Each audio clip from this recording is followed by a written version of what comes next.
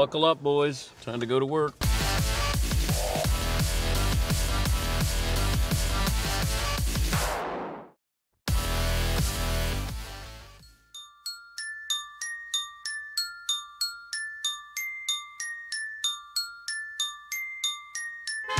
Patrick. Welcome to the Dan Patrick Show. I'm paying somebody to redo a 1973 RS Porsche. Subtlety be damned. Viper Green. Sometimes when you got it, I just saw the calendar, Dan. Yeah. Still got it. you have to flaunt it. Sexy voice. Viper Green, to put it in perspective for people listening, would be like the color of a popsicle. A popsicle you ate too fast, washed down with a slushie, got in your sports car, raced off, got brain freeze, and vomited all over the dash. Damn it, I knew this was a bad idea. The Dan Patrick Show's got it. Look at me when I'm talking to you. Look at us and all of our great guests. Jason Hare, Tim Cowlishaw, Bob Costas. We need attention. It is about him. Broadcasting from the Mercedes Man Cave, this is Dan Patrick. Welcome to the program. It's hour one on this Tuesday. Dan and the Danettes, Dan Patrick Show. The great Patrick Ewing will talk about the Jordan documentary, as painful as it still is for him, in about a half hour from now. Also check in with Brooks Koepka, great golfer, four-time major winner. Mike Florio from Pro Football Talk will join us a little bit later on. We talk about the release of the NFL schedule, and it will happen on Thursday night. It's going to be a 3-hour process. NFL Network and ESPN will air the release of the NFL schedule. And aside from everything involved that we're doing during this coronavirus, it's pretty amazing that the league has made this into a TV show.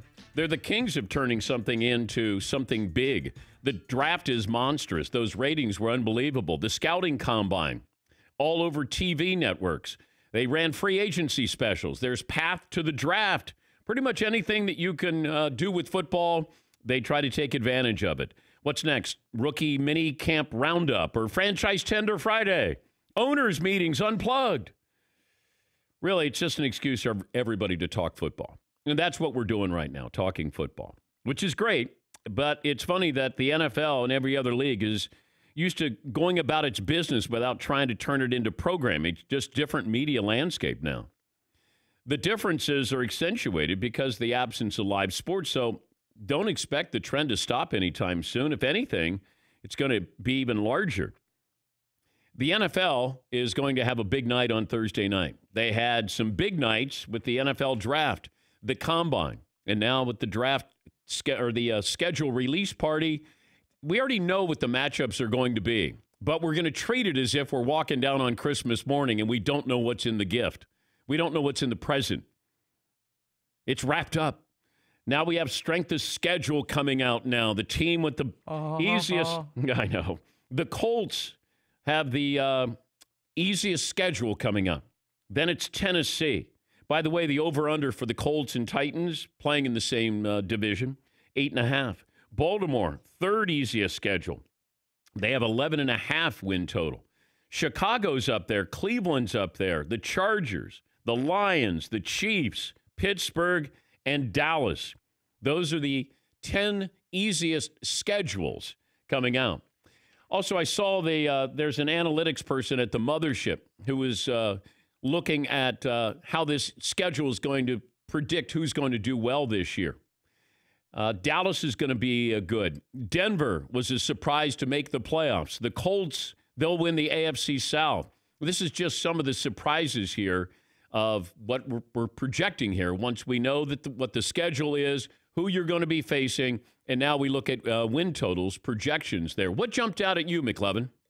Well, also he tried to include rookies. It's the Cowboys, really high up. They'd be the 3 seed in the NFC with the Saints and the Niners being ahead of them.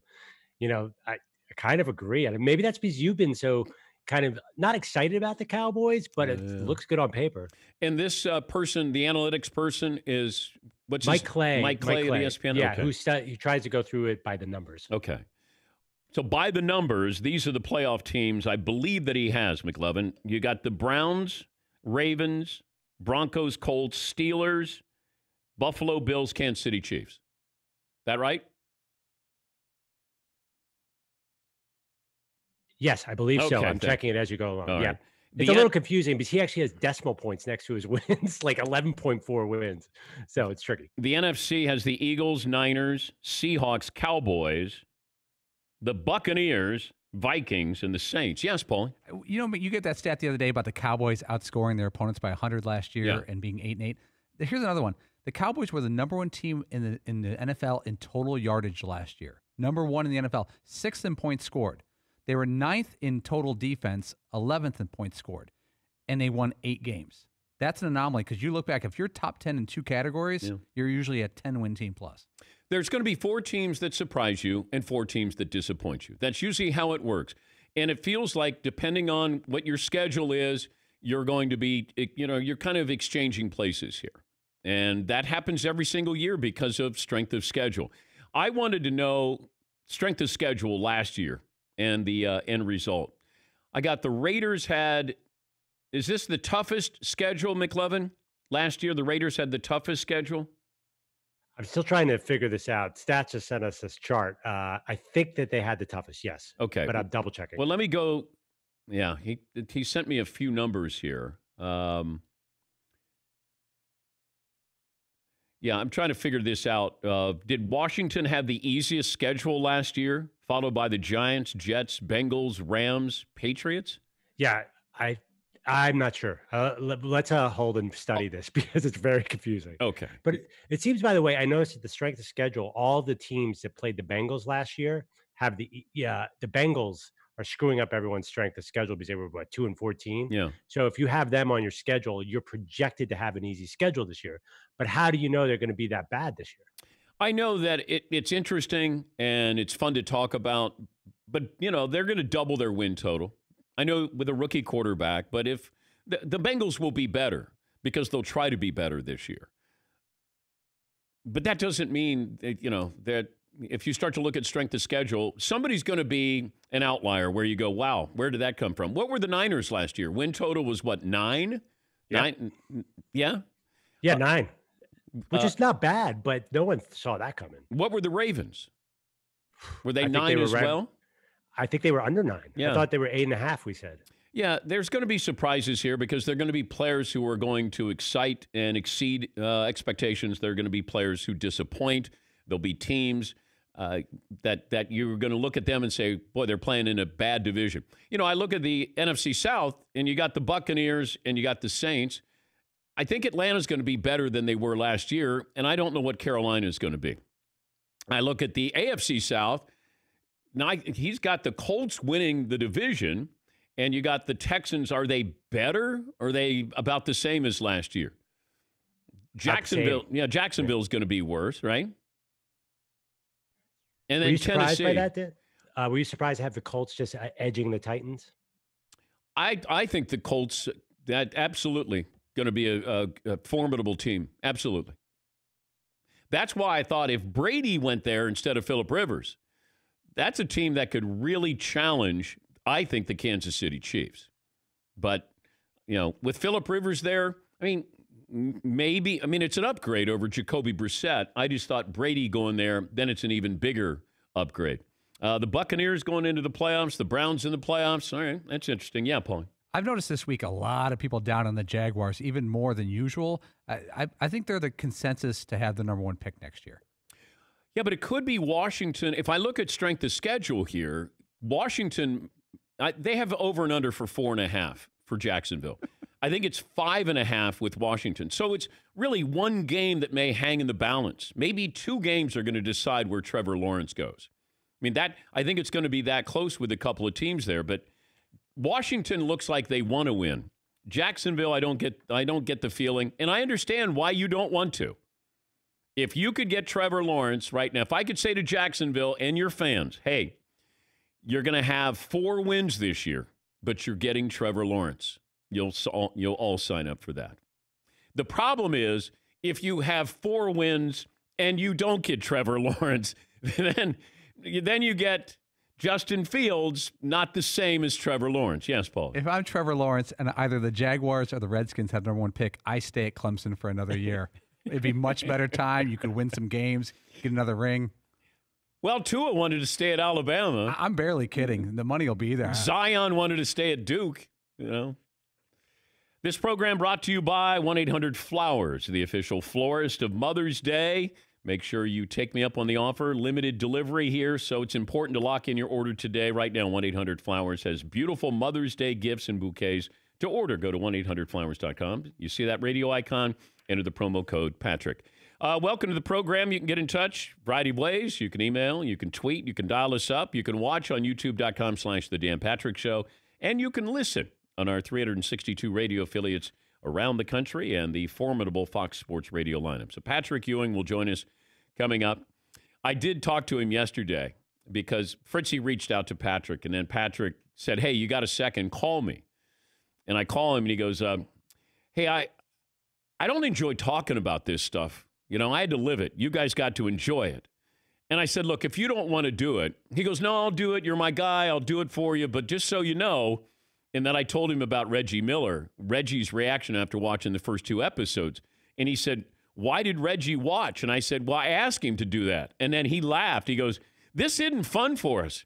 Just so you know, this isn't fun. We had to live it. And, and now I got to talk to my kids' classroom on Tuesday morning. They want to ask me about Michael Jordan. He goes, this isn't fun. He said, but I'll talk about it here. Yeah, Paulie. Do you think it's apples and oranges, but do you think it's a little bit like a guy like us? You got the grade school bully who picked on you when you're in grade school, and you go back for the reunion, and you're still bothered by that bully. It's not like, oh, let's forgive and forget. It's been 25 years. Let's all hang out and have a drink at the bar at the reunion. That's the guy who picked on you when you were younger, and you never let it go. I know it's sports bullying, but Jordan was a sports version of a bully. He beat you and let you know afterwards, and he still lets people know. And Ewing had to work for him for years down in Charlotte. I'm sure he let him know all the time. Yeah. It's not cathartic. Even Reggie, when he was talking about this, you could tell that he was pained by it. And when I said, what would you do if you saw Jordan in a restaurant? He said, I'd either hug him or punch him. It's real. That's what people have to understand. We look at it with the novelty, and you look at it at the entertainment value. You're like, oh, man, that was so much fun. Boy, you got to play against Jordan. Yeah. And they didn't like it. Yeah, Seton. Well, there was that. There's one thing to just lose to Jordan. But like you're saying, Jordan has that extra element, and they show it in The Last Dance all the time. Michael Jordan is in the Garden for his last game at Madison Square Garden. He's playing the Knicks, and he's lacing up his sneakers, and Patrick Ewing comes in to shake his hand. I don't know if it was after the game or before the game, whichever, but Michael Jordan immediately, before they even shake hands, says something like, man, I haven't whooped somebody's ass like that since '84. and you know that he's talking about Georgetown and Patrick Ewing, and it's like, damn, dude, like that was like 20 years ago, and you're still killing me for that. That must be that would have driven me crazy if I was one of those guys. He never forgets, never. McLovin, you got a poll question for me today. Okay, we always do this question, and it's funny today. Of our guest list today, whose career would you want? I'll give you Patrick Ewing, Brooks Koepka, great career, or Mike Florio, lawyer turned NFL blogger, who has an awesome man cave in West Virginia. But serious question. We were debating with Ewing coming on, if you could start your team with any center from 1984 on, let's say, who is the guy you would start your team? And we could ask Patrick the same question to see if he goes with himself. The choices being Olajuwon, Robinson, Ewing, Shaq to start with. Now, this brings up a really uncomfortable situation I had with Patrick Ewing when we were in San Antonio with the mothership and we were covering the NBA Finals. And that's when first time I ever sat down with him and got to know Patrick Ewing. That's because of Mark Jackson. Mark Jackson was one of the analysts for the NBA Finals. And we sit down. He didn't invite me to dinner because I was with John Barry. And John was working on the broadcast with us, and we saw Mark, and we said, hey, you want to go to dinner with us? He goes, no, I can't. I got other plans. And I joked with him. I thought he was kidding around with me. I said, come on, let's go. We're going to go. There's a great steakhouse. He goes, no, I got other plans. I said, well, wait, who are you seeing behind my back? He goes, Patrick. And I thought he was saying my name. And he goes, I said, and? He goes, no, Ewing. I said, you're going to dinner with Patrick Ewing. He goes, yeah, and he's not big on the media. I said, you're a member of the media. He goes, I know, but I'm a player too. We're friends from back in the Big East days. I said, all right, fine. You go to your dinner with Patrick Ewing. John Barry and I take a stroll in San Antonio. We stumble into the same steakhouse as Ewing and Mark Jackson. They're sitting there, and John goes, I'm going to go over and say hello to Patrick. And, I said, well, maybe I should, stand back because Mark Jackson says, Patrick doesn't like the media. John goes over. Next thing I know, John's sitting down at the table. And I said, all right, whatever. I'm going over. I sit down. So we talk, and Patrick was, he was a little, not reticent, but he was quiet. And then Mark Jackson turns to me and says, why don't you say it to Patrick? I said, what's that? No, which center you would take. Remember, I asked you that question. I went, oh, you got to be kidding me. You're doing this to me? All right. And then Mark Jackson goes to Patrick Ewing. I asked him, I said, who would you take, Olajuwon or you? And Patrick goes, who did you say? And I said, I'd take Olajuwon. And he laughed, and he thought it was the funniest thing. And he goes, I probably would too. After that, seas parted. We stayed there for an hour and a half and just talked. And he had a wonderful sense of humor, had great stories. And I told him all those times when I was at CNN and we would cover the Big East tournament, I'd go down to Georgetown. You could never interview Patrick. I always interviewed John Thompson. Told him all about that. And ever since then, he reaches out occasionally, asks me how I'm doing health-wise.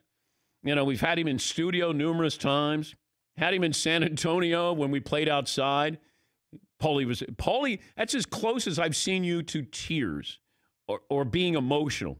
In all seriousness, I've known you a long time. Yeah, that's the most excited I've ever been to have an in-studio guest on my show. I fell in love with Pat Ewing in Georgetown when I was a youngster, and to see him show up on a set, I was like, I never thought that day would happen. There's certain athletes we expect to have on, or Adam Sandler, but when Pat Ewing walked in and he was so super cool and told me stories and sent my shot into the river, it was really cool. Yeah, Paulie, I said, what's wrong with you? He goes, he was the guy. I mean, we loved Georgetown growing up. I had a Georgetown jacket. Everyone did. He was the coolest. What other poll questions do you have there, McLevin? Well, I have an NFL one. If you want to do, here's the question. Okay. Do the teams in the top 10 for strength of schedule have a better chance of turning around now because they have easy schedules? Like, do we expect the Browns to be good because they have one of the easiest schedules? Well, I expect them to be good, no matter what their schedule is. The Bears, I think Nick Foles is going to be the starting quarterback. I think with Nick Foles, you have a chance to be, but I think their over-under is like 6.5, something like that. So the Bears, are they a 500 team? The Chargers got an easy schedule.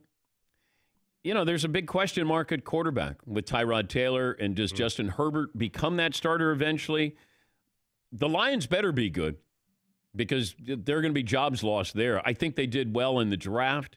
The Steelers, still not sure about them with Ben coming back. Do you take Cam Newton if you're the Steelers? I had a conversation last night with a source, and I said, hey, their backup quarterbacks aren't very good. And, he said, oh, Duck Devlin and Mason Rudolph? I said, yeah, they're not scaring anybody. What if Cam went there? And he said, well, it would be an adjustment, I think, for Cam. And I said, well, how would Ben take this? Really, that's what it's all about. And he said, Ben is probably playing this year, and that's it. That would be my guess. Ben's going to play one more year, and then you have somebody coming in to replace him. And he said, the tricky part is when you leave, you don't necessarily want your team to be better when you leave. Because then it's like, hey, glad to get rid of Ben. We got Cam in here. Now we got an even better team. He said, with Ben and his ego, it's always a little tricky. But if Ben is playing at Ben's level, and he's still got his arm strength, it's not like he's got mobility, but he has his arm strength, then they'll be fine. He goes, I thought that they were going to go after Hurts or they would try to get Teddy Britt. There were other players that I thought they were going to bring in. And I said, well, would you bring in Cam Newton if you were the Steelers? And he said, yes, I would, because I can't trust Ben to be healthy the entire season. He's a guy who takes hits, and you got to have a good backup here. And I said, all right, well, he said, but I think Cam probably gets signed after training camp, and maybe if somebody gets injured. That's probably because he wants to go in as a starter. And if he realizes nobody's going to take him, would he take the Steelers' opportunity if it was there? So just some intel. Also, what I told you yesterday at the end of the show pertaining to college football, I'm going to bring that up again after the Patrick Ewing interview, just so you get that information, because it's important information. This is being discussed by the conferences. Behind the scenes, this is being discussed of what the possibility will be for a college football season and how the different conferences are going to be affected by this, how scheduling is going to be affected by this, out-of-conference games are going to be affected by this. So there's a lot there. I had it at the end of the show, but I'll bring it to your attention in about 20 minutes from now. We'll take a break. The great Patrick Ewing will join us and begrudgingly talk about the greatness of Michael Jordan. 20 after the hour, this is the Dan Patrick Show. You got to check this out because you check things all the time. Email, Instagram. How about something as important as your credit? Discover makes it quick and easy. And best of all, it's free. You want to know what your FICO credit score is because that's the score used by 90% of top lenders. And you can do that for free even if you're not a customer. Checking your score won't hurt your credit. And you can check each month for changes there. The Discover Credit Scorecard, free for everyone. You can learn more at discover.com/credit scorecard. Discover.com/credit scorecard. Limitations apply.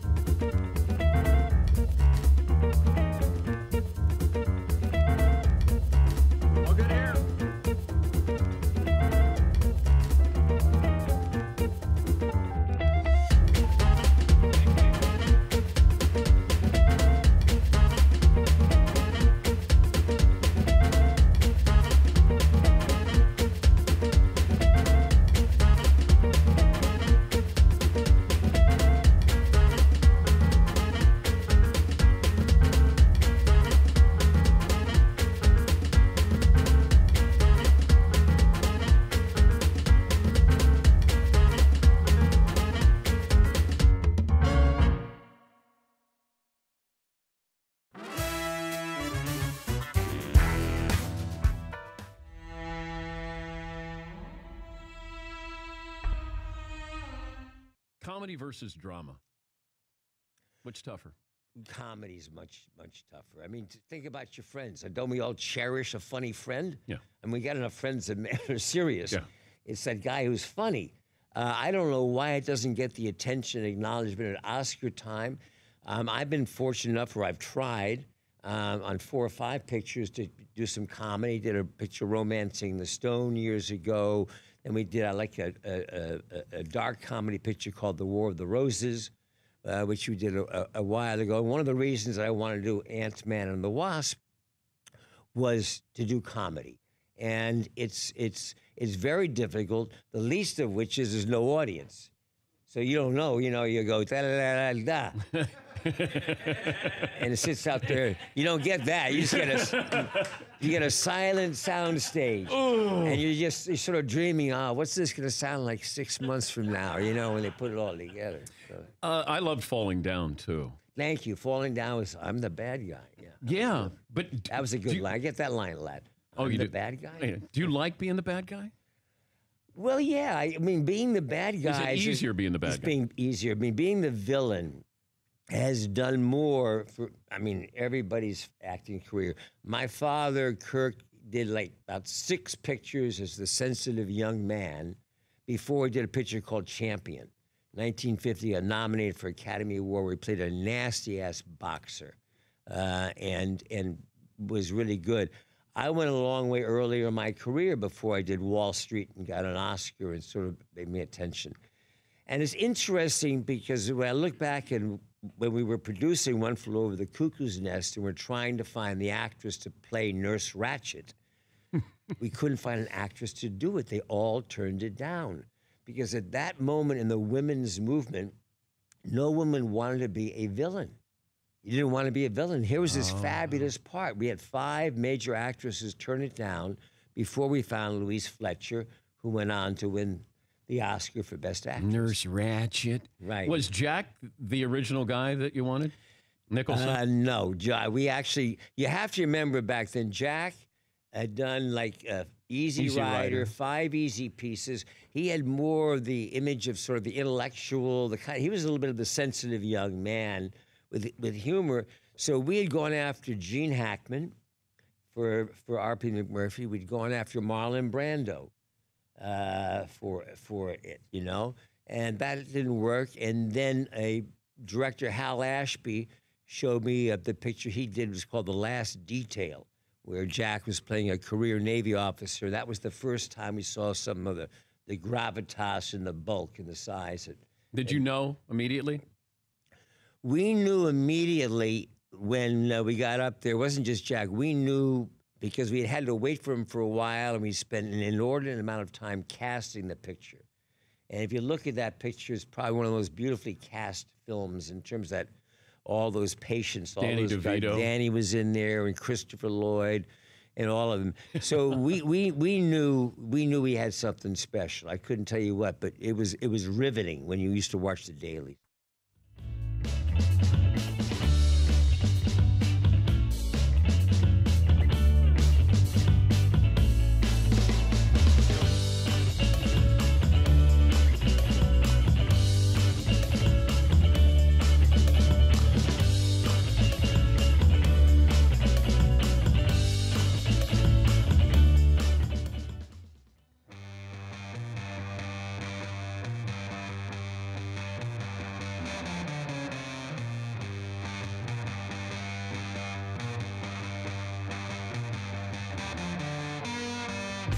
Dan Patrick Show brought to you by Mercedes-AMG. Be prepared for whatever comes your way. It's the all-new GT 4-door coupe because life is a race. Visit your local dealership for a test drive today.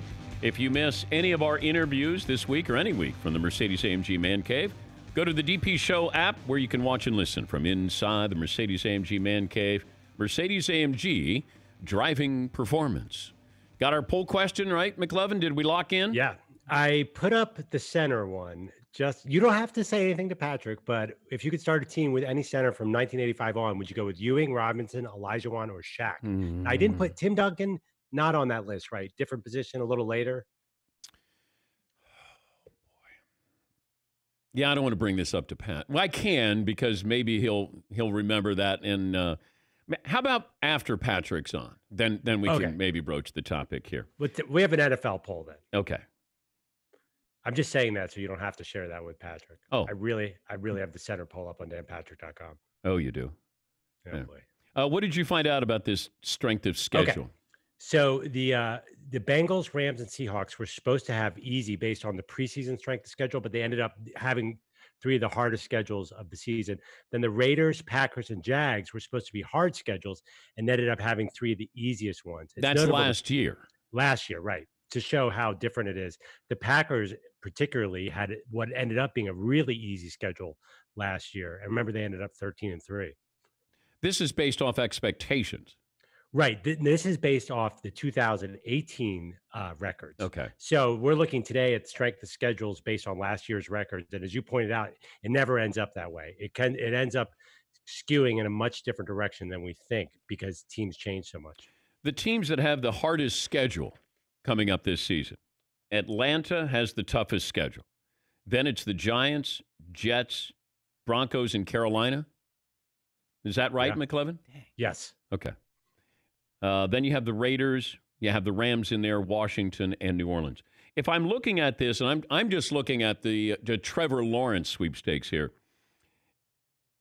the Giants and Jets are at 6.5. Washington's at 5.5. Washington, with that difficult schedule, could end up with, maybe 5 wins, and they'd certainly be in the thick of the sweepstakes there for Trevor Lawrence. You start to look at these other teams. Cleveland's running out of time for excuses there. The Browns should be very good this year. I expect them to be a playoff team.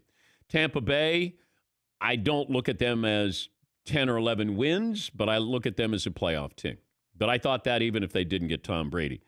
There will be one or two teams that we can look back on this conversation and go, those were the two teams you're talking about. Two teams that will move up and they will surprise us. Now, that could mean they're a playoff team, but they end up with 13 wins. Or you were projected to be a playoff team and you fell out and you had 7 wins on the season. Yeah, McLovin. When you're talking about this, do you just not think about injury because it's too much of a variable? Well, you have to factor it in, but you don't know where that injury is going to take place. Patrick Mahomes last year, we thought his career might have been over. We thought his season was over. If you just look at that, it could have changed everything. That could have changed the history or the future of the NFL. If Patrick Mahomes ends up with a career-ending injury, that'd be it. Kansas City doesn't win the Super Bowl. Like, it changes everything. It changes the next 10 years in the NFL. I mean, that's the magnitude of these injuries that happen, and then you realize that it wasn't as serious as you thought. He's Patrick Ewing, the Georgetown head coach, a Hall of Famer, member of the Dream Team, and boy, he can't wait to tell you all the great things about the Jordan documentary. Patrick, where do we start talking about all the wonderful things about Michael Jordan? Hey, look, I had to live through that. I had to live through him, all the battles that we had to go through. And now y'all have a documentary that I, have to keep, rubbing it in my face. Are you watching? I watched some of it. I watched some. I watch a little, then I shut it off and go do other things. Like I said, I lived through it, so I don't need to watch. I know he's great. Were you interviewed for it? Yes, I was. And what did they ask you about? They asked me a million questions. I think they might have showed me on it a small piece of it, but I think they interviewed me for about an hour. I think you're coming up. I think you and Reggie Miller are going to get some airtime coming up. I told you this yesterday when I talked to Reggie a couple of weeks ago. Like, it's still painful for him. He hated talking about it, and the only reason why he watched the documentary is because I said, "Hey, will you watch it so we can talk about it?" He said, "It's no fun." He said, "It's fun for you guys because you get to watch it and go, oh, Michael Jordan's so great." It was painful for us. Oh, definitely. It's, as fans, people are in awe of him. But we're the ones that had to battle him, and you can't, as a competitor, you can't think of him as, this Michael Jordan, one of the greatest players to ever play the game. You're out there trying to kick his butt, and you and your team are trying to do everything possible to try to beat that team. Is there I look back, there's that clip where Mike's last trip to the Garden, and is it after the game where he said something about, I haven't handed out this kind of beating since 1984, when he was talking about the title game with you in North Carolina, Georgetown? But it wasn't even that. It wasn't even a beating. We had an opportunity to win that game. We just, like every game, it's all about mistakes. And we made a crucial mistake at the last possession, turned the ball over, and they sealed the game. But that's just Michael. He's a great guy. He's a friend, but he's the biggest trash talker that I've ever met. Both he and Bird. But when did he become a friend? Because the Bulls and Knicks, you guys had real battles. But when did you become a friend of Jordan's? Well, I think we've been friends ever since we met each other on our visit, on my visit to North Carolina. He had already committed. That was the first time I met him, and we just developed a friendship since then. We played in the McDonald's game together, spent some time then, and then over the years, our friendship grew. We both were represented by we had the same agent. Both Dean Smith and Coach Thompson were great friends. So I think all of those things, gave us history. How close were you to going to North Carolina? You had to bring that up, huh? Imagine that team. Funny when I look back at it, if I had gone there, it would have been me, myself, Michael, Worthy, Perkins. That would have been a hell of a front line. Oh my goodness! But I made the right decision. I went there. I didn't like it as much as I thought I would have, so I chose to go elsewhere. And it's funny because Dean Smith told me, if you're not going to come to North Carolina, you should go to Georgetown. So I listened to him. Yeah, good advice there. We're talking to Patrick Ewing, the Hall of Famer, Georgetown's head coach, member of the Dream Team. Do you know why Isaiah wasn't on the Dream Team? No, I don't. But you might. Everybody speculates. Everybody, has one thought or another. You know, I didn't worry about it. Isaiah, he was a great player and possibly should have been on the team. But, you know, I don't get into all that the politics. I always, what I heard, and these are reliable people that I heard it from, is that, you know, Michael wanted an atmosphere that was fun. You knew you were going to win. You knew you were going to win the gold medal. Michael and everybody, they wanted to have fun. Mike wanted to play golf and, you know, play cards and be with his guys. And Isaiah was not part of that fraternity. You know, that this wasn't a basketball decision. I could have played point guard for you, Patrick. This wasn't about, hey, if we have Isaiah, we're going to win by 67 over Angola. It was just, I think it was about friends getting together, and that was the feeling I always had. Well, to me, it was all about showing the world our dominance. We had lost in the previous Olympics.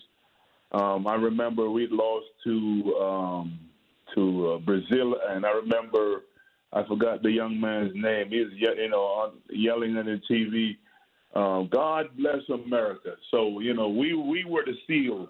We were the A team that America sent to go kick butts and take names and bring and show the world the dominance that we have in terms of basketball. And because of that, because of you know, we were like rock stars everywhere in the world. All those guys, or all those kids that were playing soccer, they fell in love with basketball. You're not touching the Isaiah thing. I get it. No, I'm not. No, I'm not. Hey, look, my mother raised me right. No, I got it. Hey, I got it. I just being a journalist. What do you remember about that practice where Michael and Magic kind of going at each other, and then Michael said there's a new sheriff in town? Oh, I remember vividly. You know, those two are always talking trash to each other. You know, Magic wanted to make sure that Michael knew that he still had game, and he was, you know, he had to go through him to get the throne. And Michael was, you know, of course, as Michael is, always had a chip on his shoulder. He wanted to show him and the rest of the guys that he is the big dog. So, you know, the practices were the best thing, best games. You know, in terms of the games against the other country, it was a piece of cake. But the games against each other, when everyone is trying to, you know, impress our coworkers, those were the games. Did Clyde Drexler show up with two left shoes to practice one time with the dream team?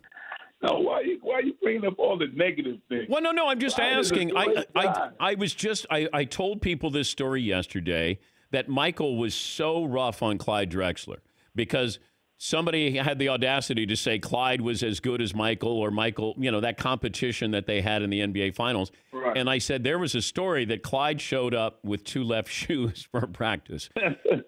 Well, Clyde is a great guy. He's a great competitor. But, and you know, Michael, anybody who his you know, Michael view as or people view as somebody that's close to Michael, he tries to do everything he can to demoralize them or to, you know, show them that he is number one. He plays these mind games with guys, and I think that both he and Charles were trying to play mind games with Clyde. Did Clyde show up with two left shoes for practice, Patrick? I plead the fifth.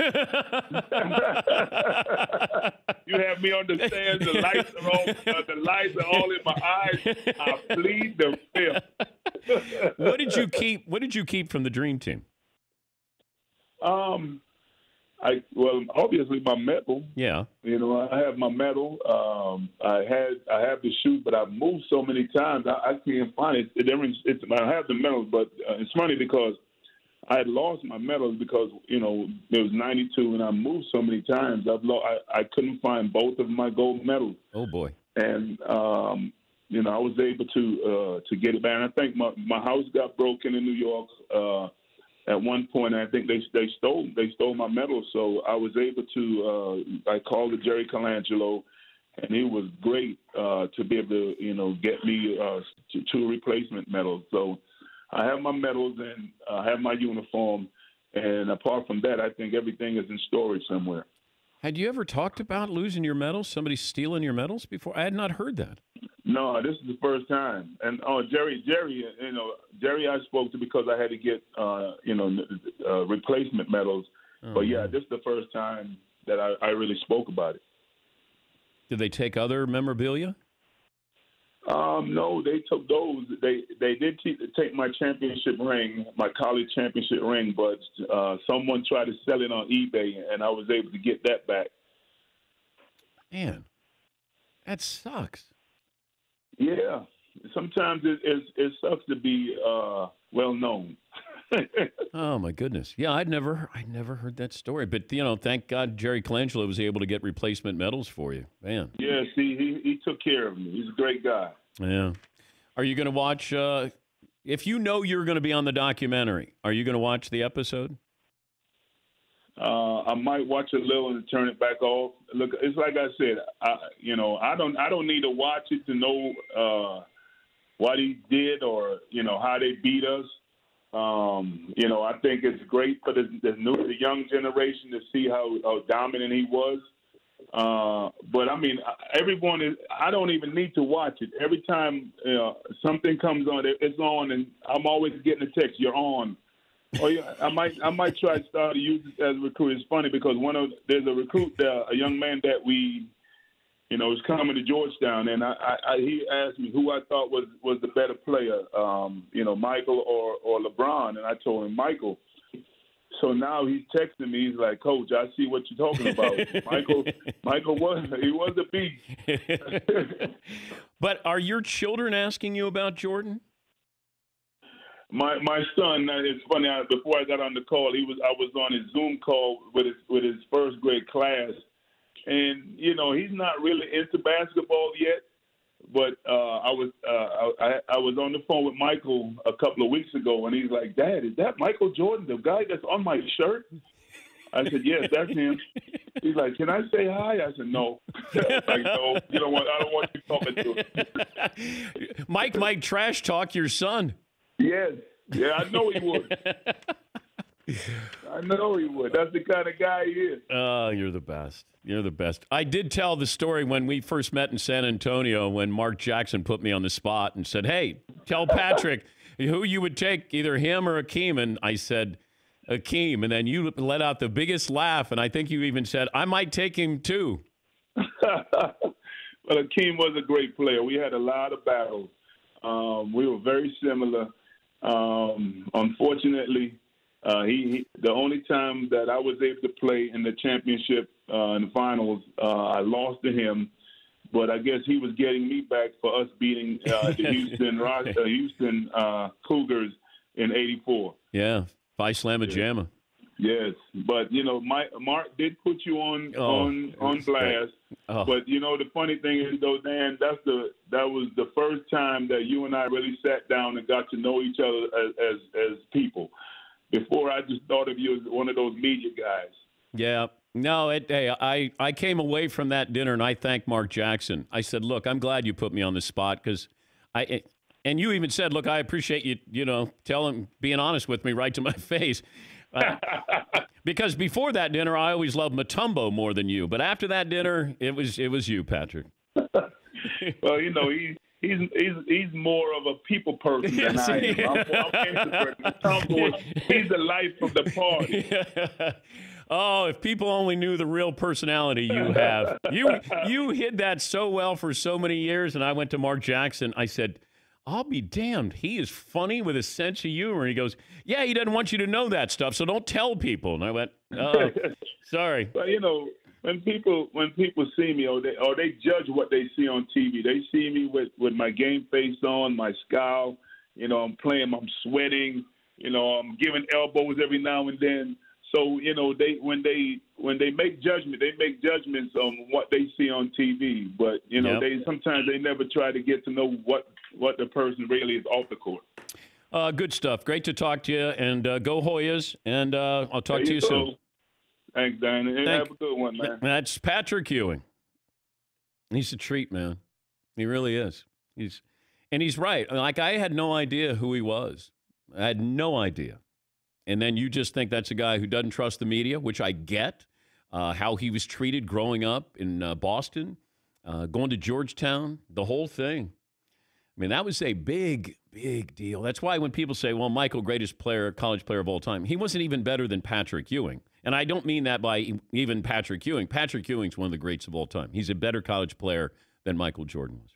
All right, we'll take a break. Play of the day up next.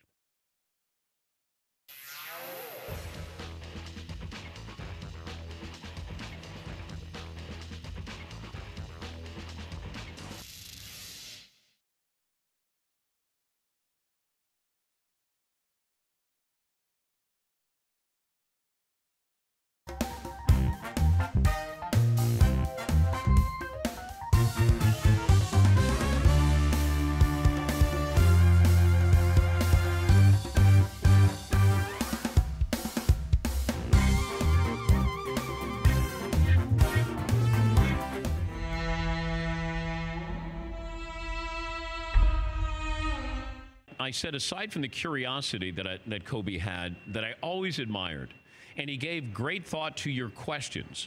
And, you know, he wanted to be, he was competitive even in an interview. He wanted to be great, but he wanted you to be great to bring that out in him. And I always appreciated that. But the one thing he did, he never shied away from the Michael Jordan comparison. He went after it. He said, hey, nobody's giving me the baton. I want the baton. And we realized he wasn't ready for it.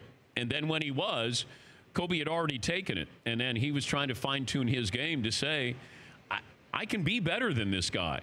And remember Tracy McGrady and Grant Hill and some of these other guys, they were like, no. Vince Carter, no, we don't want that comparison. Kobe's like, yes. What a compliment. And I viewed it as gutsy. It's like, you bring it on, and then we're going to watch you so closely every single night and every big moment when you play for a championship. Well, Dan, I was I think I mentioned this yesterday. I never talked about it publicly because he didn't want me to. But after, some huge games and playoff games, and maybe some regular season ones too, and I was standing outside the locker room, as members of the media do before we go in and talk to people. Kobe, if he was walking in, this happened more than a dozen times in his career.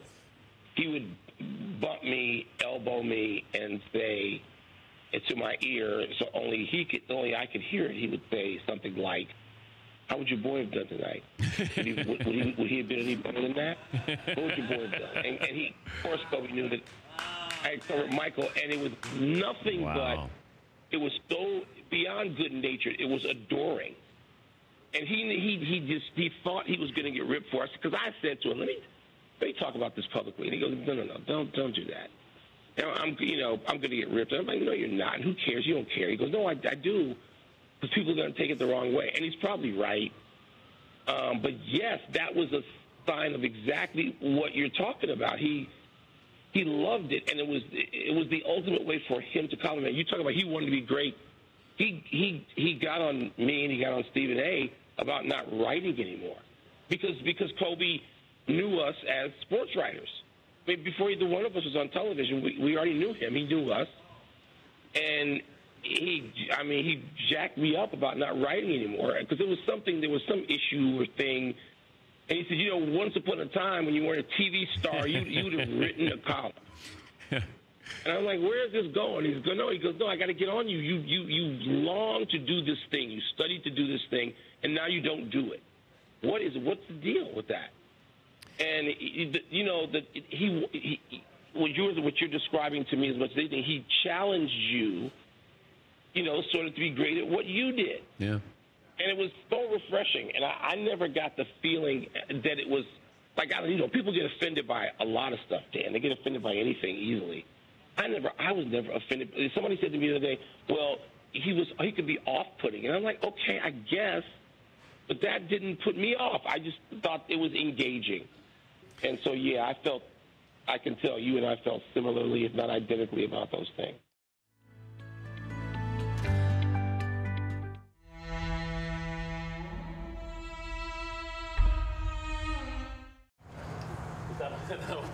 That'll be great.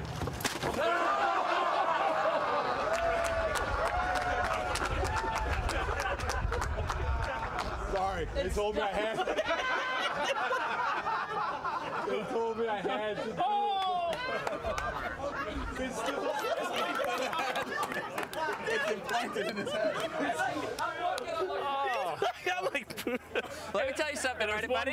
If I didn't turn my head, he would have broken my nose. Yeah. He came in with some heat on that. I was like, oh, dude. I am the strongest man in the I like that it stuck to the side. I had to like peel it off, and it went and came right off. Yeah.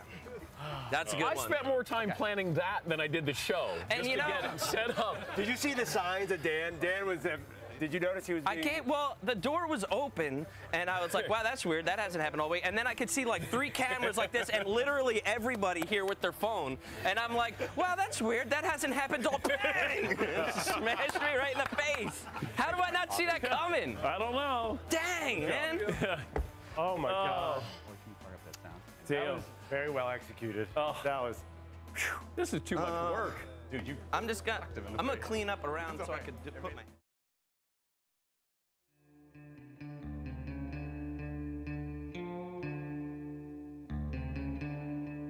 Oh my God! The play of the day. Runner left side, got it! They're gonna play it and play it. This is the play of the day. Check this out. This game, as you're looking at Chang Min Mo, and that ball is driven left. That was a bat flip. There is our first bat flip. Back-to-back jacks. 4-0. Dinos. Yeah, Korean Baseball League. I got my fantasy draft coming up tonight. The NC Dinos defeated Samsung Lions 4-0. ESPN will air 6 Korean baseball games per week. That's courtesy of the Mothership. Beats by Matt Guzzi there. Play of the day brought to you by LegalZoom. LegalZoom has made it easy to set up the right estate plan without leaving your home. Take care of your family today. The right estate plan at LegalZoom.com. By the way, the chat row, we gave you the opportunity, the responsibility to come up with, design a T-shirt, and from sources close to me, substandard. Whoa. Yep, that was the general consensus yesterday after the show. Some sources close to me said, need to do a little bit better, step up your game. And for that, more information on that, we go to Seton O'Connor. Seton, can you help the chat row with some ideas to come up with a better T-shirt? Well, I think we just wanted to let the actual creative members of Chat Row send in their submissions. Wow. Wow. Wow. I'm just kidding. That was it. The Chat Row likes to have some fun with me, so that was just my one chance to get them back. They're going to have some fun with you now. Yeah, they are. Yeah. Yeah. Instead of Mario, it's going to be you. Well, yeah, hopefully it's the creative ones. Yeah. No, I just think we could get some more submissions. Let's just see what else is out there. All right, I said by Friday. Do I have to extend this now for the Chat Row to come up with their own T-shirt? Let's see how they respond. Okay. All right. I wanted to bring this to your attention. I brought this up at the end of the show yesterday, and it had to do with college football. This was the information I got. Here's the text that I received yesterday morning. It reads, here's a consensus going on around the conferences. If things progress at a predictable curve, you're going to have 10 games with a later start date in the fall. You're going to have 9 conference games. Regional games take preference, which means less travel. No FCS games. Players return mid-June or early July. And I follow up by saying, what do you mean by regional games? Ohio State would play Akron or Kentucky. Illinois would play Northern Illinois or Missouri. You would bust to more games, not fly. And then I said, so no conference games. No non-conference games. And then my source said, the conference that's struggling is the Pac-12. California is a concern when it will open, and they stretch from Washington to Arizona. Money is a concern. As for the Pac-12, not many regional options, UNLV, New Mexico, Portland State, Reno, etc. That's the information I got yesterday. Starting college football a little later in the fall, you would have 10 games. You would have 9 conference games, and then you would have 1 non-conference game, right? That's what I'm told right now. That's what's being discussed by the commissioners with these conferences. Brooks Koepka is going to join us. And final hour, we'll talk to Mike Florio about the schedule release coming up on Thursday. 1 hour in the books, 2 more to go. Seton, Paulie, Fritzy, and McLovin, yours truly here on The Dan Patrick Show.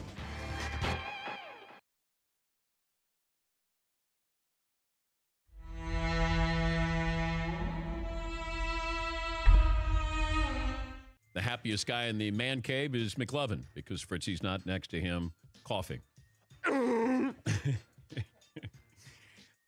Seaton's imitation of Todd's cough. He's only had that cough since 2011.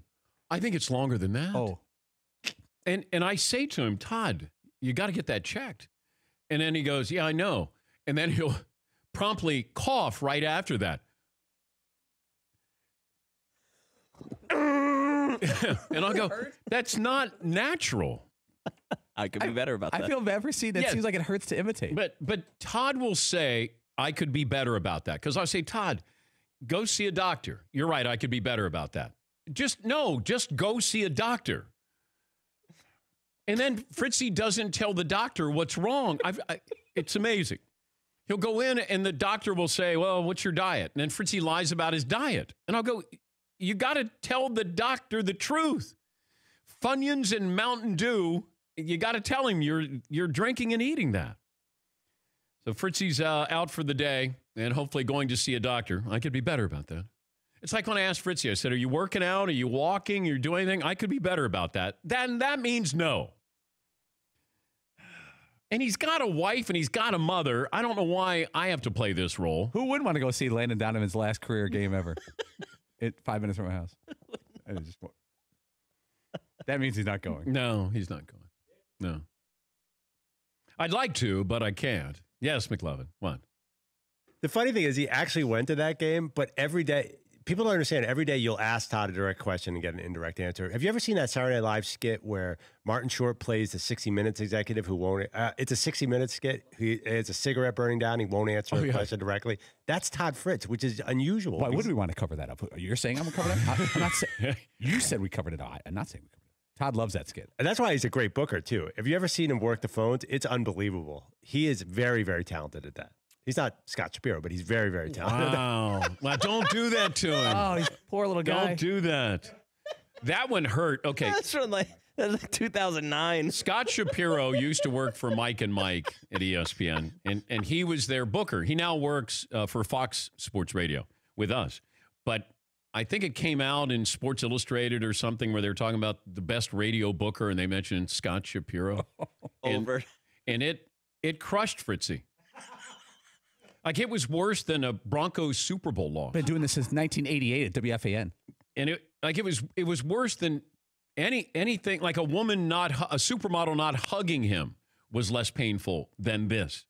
And so whenever you brought that up, Fritzy got real serious about that and very defensive. So don't be mean-spirited to Fritzy. Scott Shapiro never gets sick. He's never even had a cold. Oh.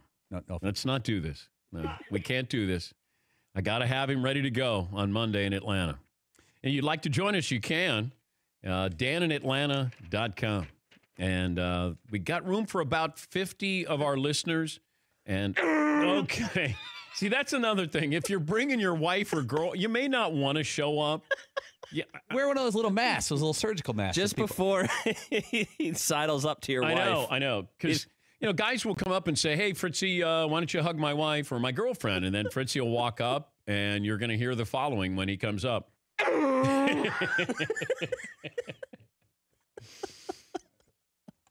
If you heard that in the wilderness, like you would think something was shot. I better hide. Something was dying or something was coming for you.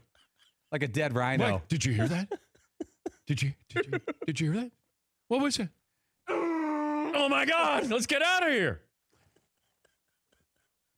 Now all of a sudden Fritzy comes out of the woods. Feel better, Todd. Yeah. We're thinking of you. Feel better, toddler. Rest up. We are thinking of you. Thoughts and prayers. Yeah. I hope the garage door is opening today. God. He's a complex guy.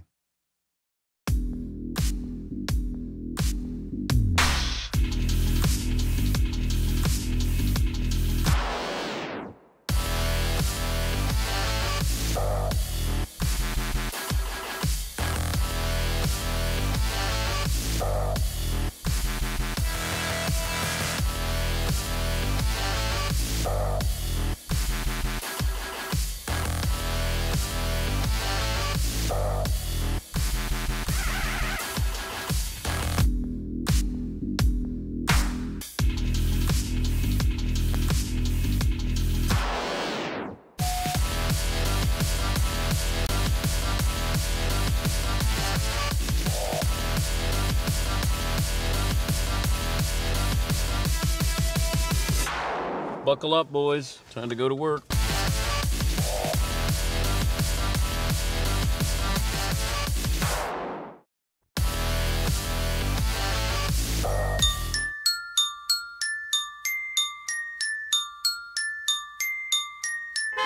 Patrick. Welcome to the Dan Patrick Show. I'm paying somebody to redo a 1973 RS Porsche. Subtlety be damned. Viper Green. Sometimes when you got it, I just saw the calendar, Dan. Yeah. Still got it. you have to flaunt it. Sexy voice. Viper Green, to put it in perspective for people listening, would be like the color of a popsicle. A popsicle you ate too fast, washed down with a slushie, got in your sports car, raced off, got brain freeze, and vomited all over the dash. Damn it, I knew this was a bad idea. The Dan Patrick Show's got it. Look at me when I'm talking to you. Look at us and all of our great guests. Jason Hare, Tim Cowlishaw, Bob Costas. We need attention.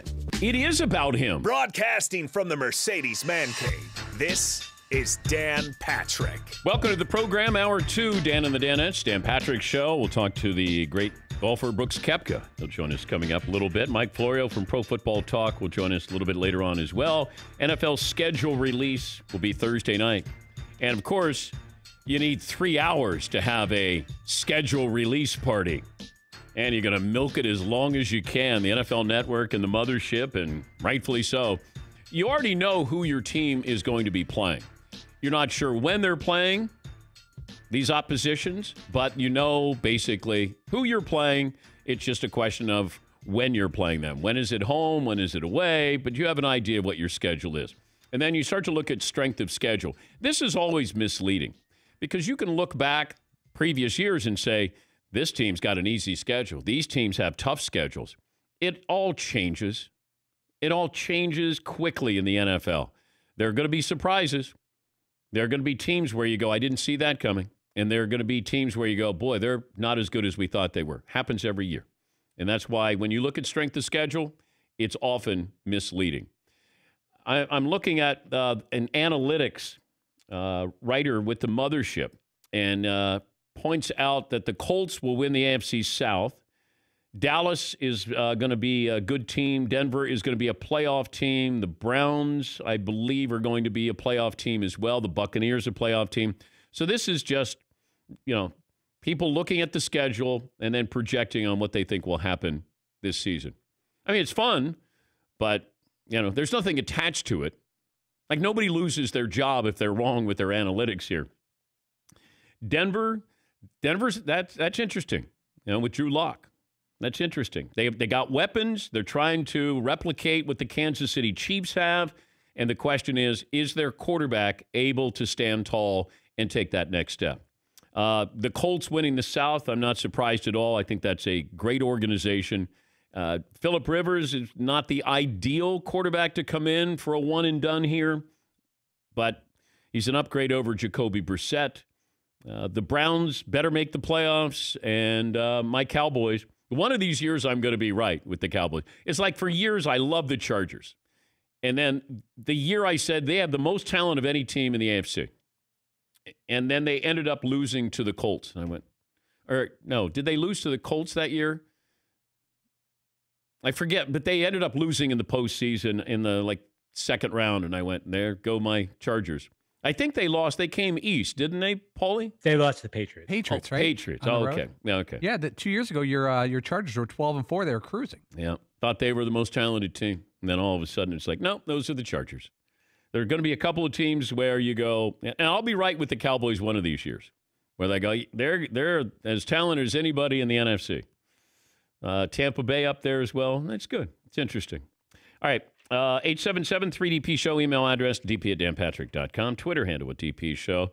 I hope you got an opportunity to listen to the Patrick Ewing interview first hour. And if you don't, you can hear all the interviews from the Mercedes-AMG Man Cave. Go to the DP Show app. But he was always a great mystery. He was an enigma. He kind of hid behind that scowl, that game face. He didn't share much.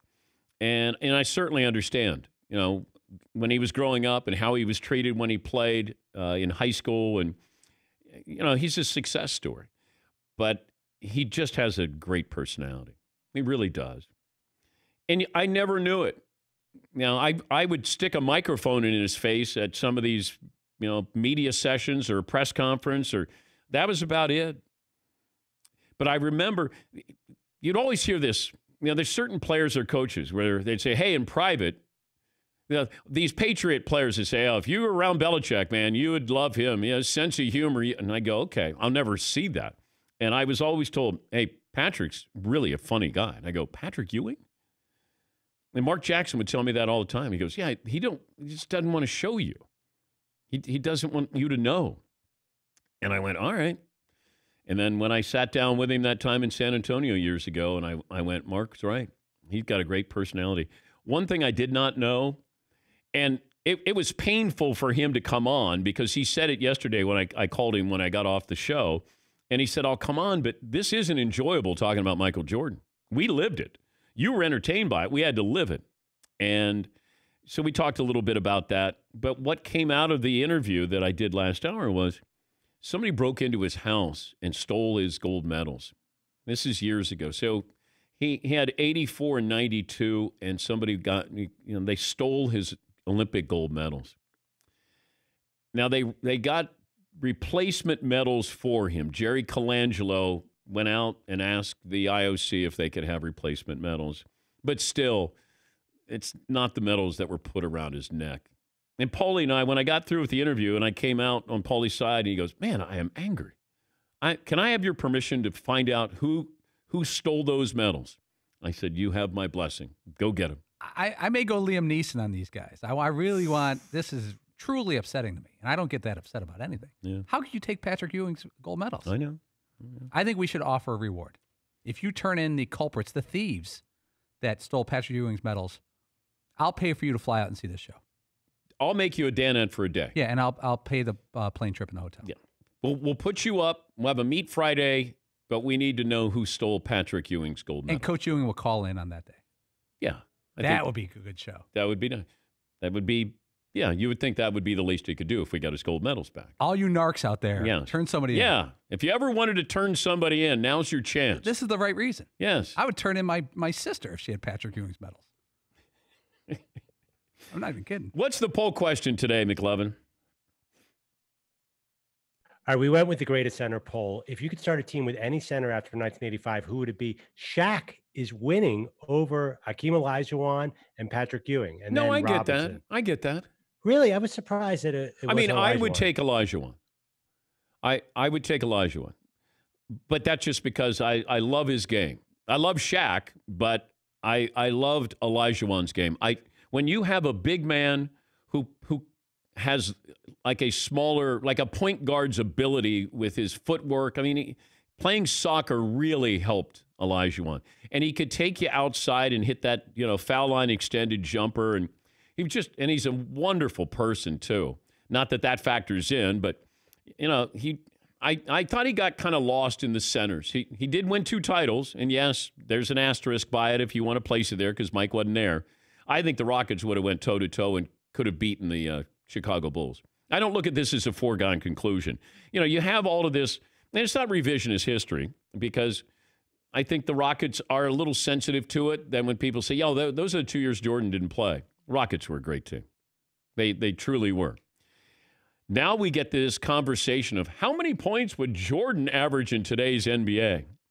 And I saw where Jalen Rose, who played against Mike, said he'd average 47.5. Now, I think, is that based off Mike averaging 37.5 one year? I think that might have been the most he averaged in a single season. I think it was 37.1, but that season he shot 37. You can't really factor threes into it because he didn't take threes. I mean, he took about a dozen threes that season. Well, no, the point is Michael would have more access to get to the hoop in today's game. He might not take as many threes as you would expect. He would have, if you think James Harden goes to the line, Mike's going to the line probably 12 to 15 times a night. Now, I don't know how sustainable that's going to be. But if you said Michael in today's NBA, how many points is he going to average? First of all, they give you the 18-footer. 15 to 18 feet, they give that to you. I mean, Durant's made a career out of 15 to 18 feet. Now you're giving that to Michael. And I'm going to there's no rim protectors. I mean, who do you have? Clint Capella? Like, who's your rim protector there? one of the Lopez brothers.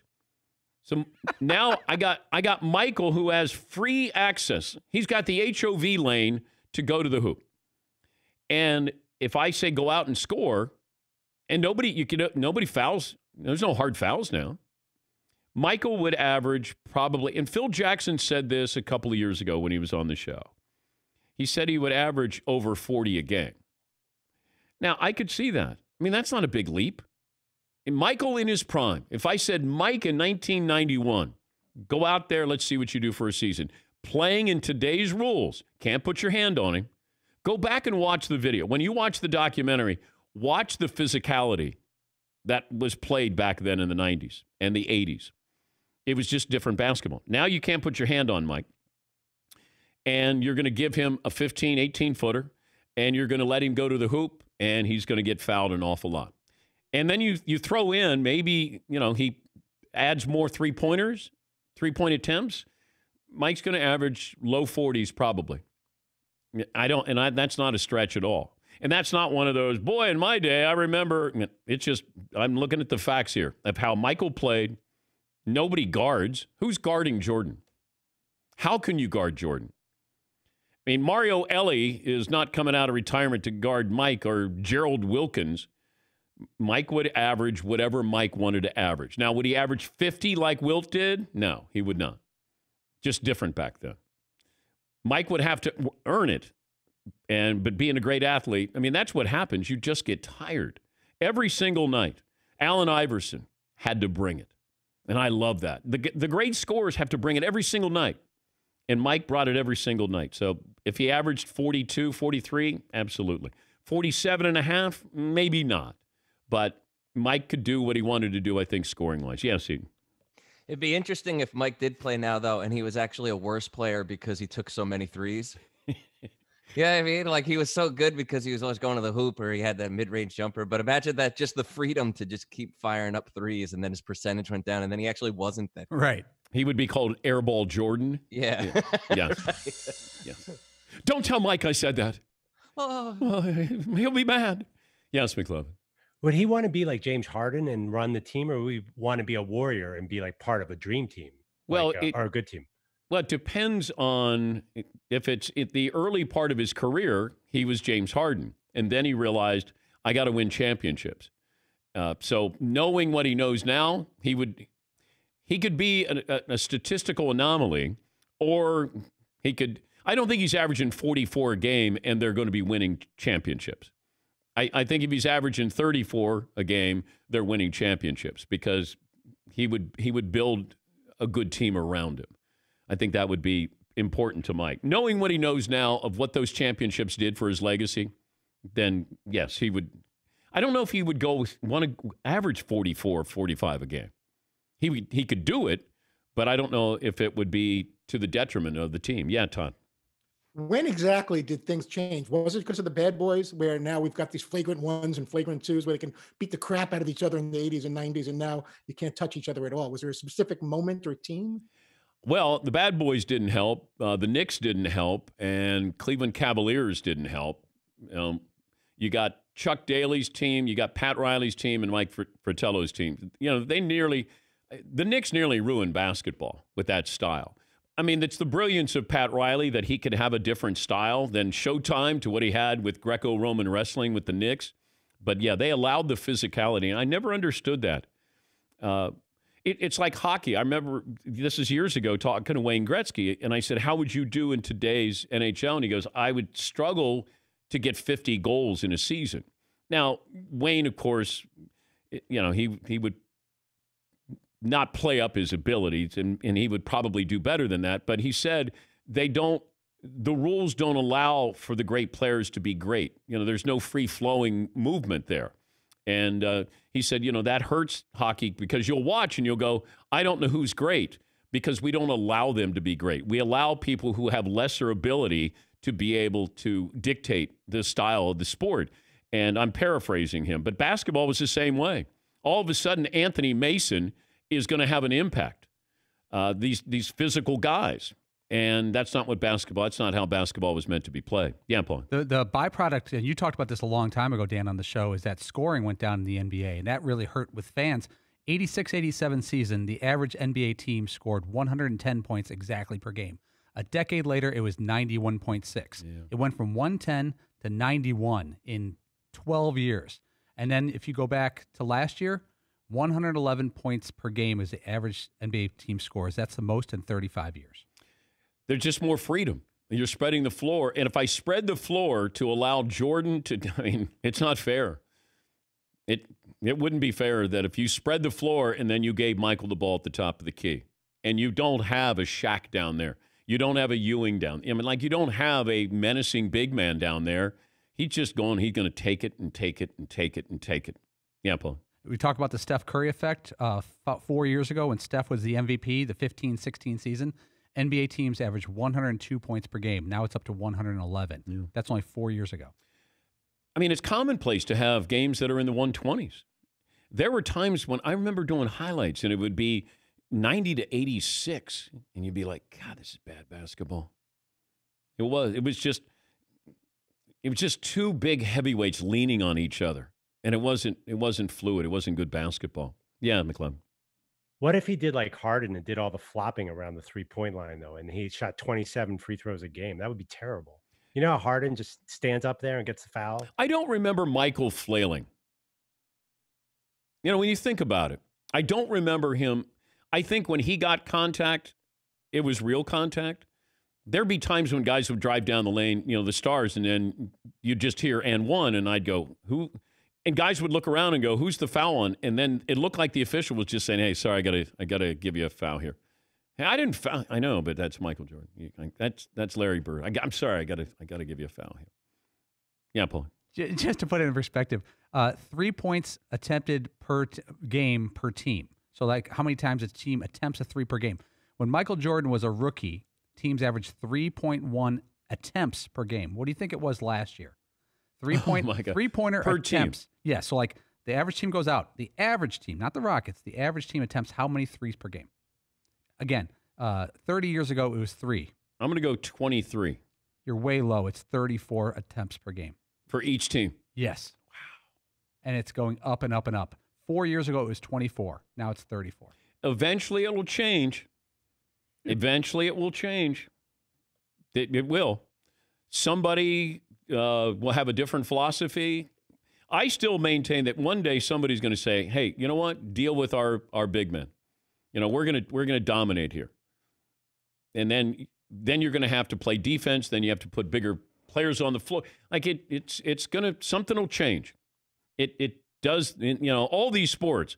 Hey, I've figured it out. And then somebody figures it out. It's a game of chess. And then they figured it out. Now you change it.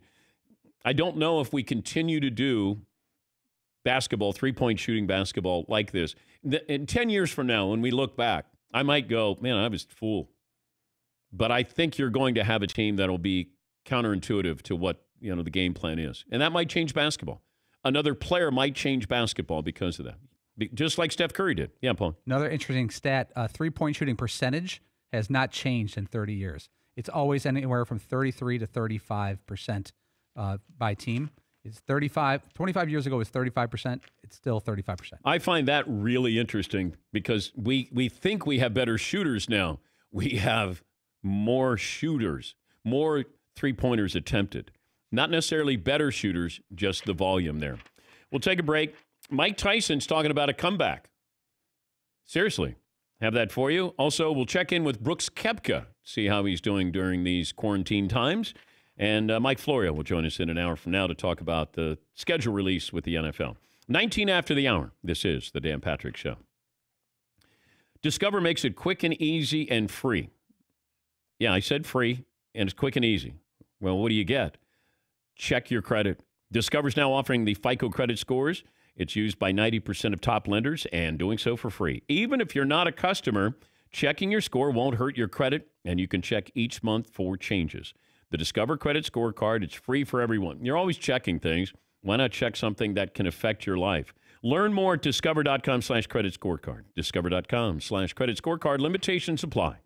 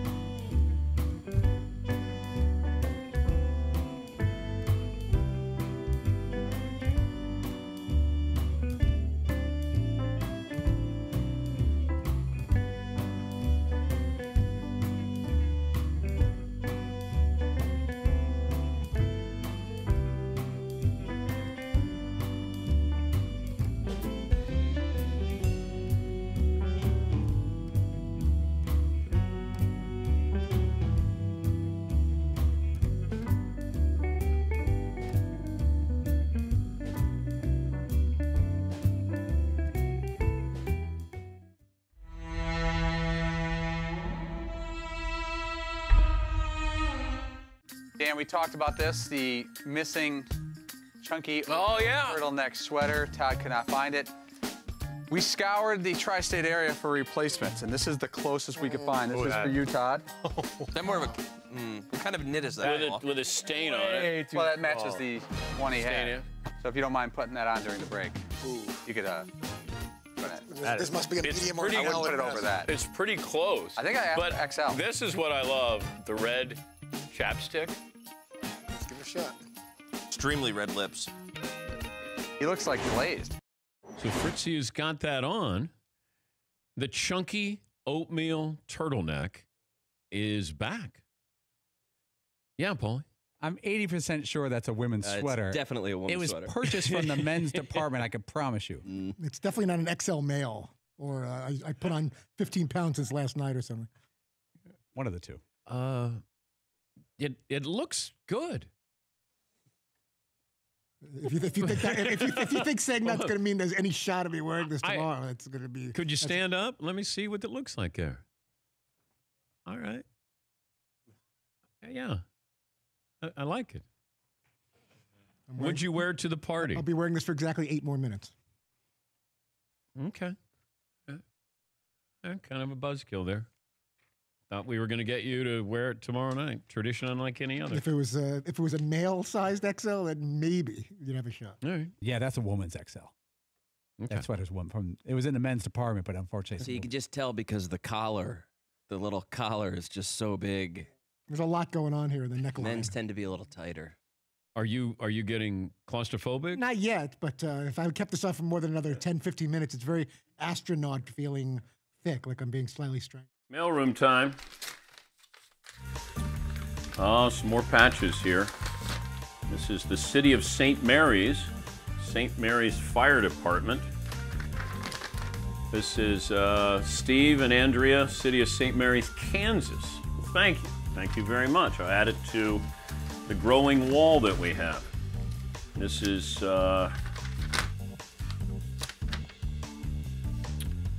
Misha Day, and she watches the show regularly. Start our mornings listening to your podcast, and they sent me the Washougal Police Department. I probably screwed. Ooh, that K9 unit that's an awesome looking patch. I apologize if I butchered the name. It's not like I'm a professional broadcaster. Mike in Virginia, 510-185. I have access to movie posters. Didn't know if you had that. Whoa! Adam Sandler in Uncut Gems? I didn't even know they did movie posters anymore. Well, I gotta get Dylan to frame that. If I can get him off his fat ass. I mean, if I can get him out of the control room where he's working hard. I got a wedding invitation. Oh, this is from Jason, Parker, Honey, Kristen, and Jason, and they sent me a wedding invitation.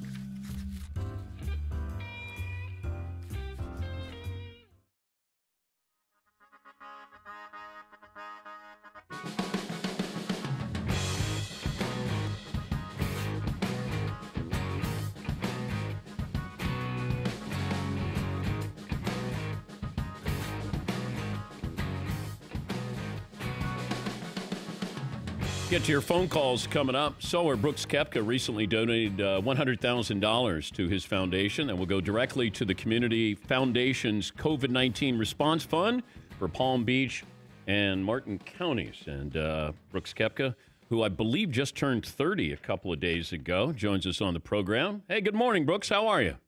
Good morning. How's everything going? I'm doing okay. What'd you do for your 30th birthday? Just hung out at the house.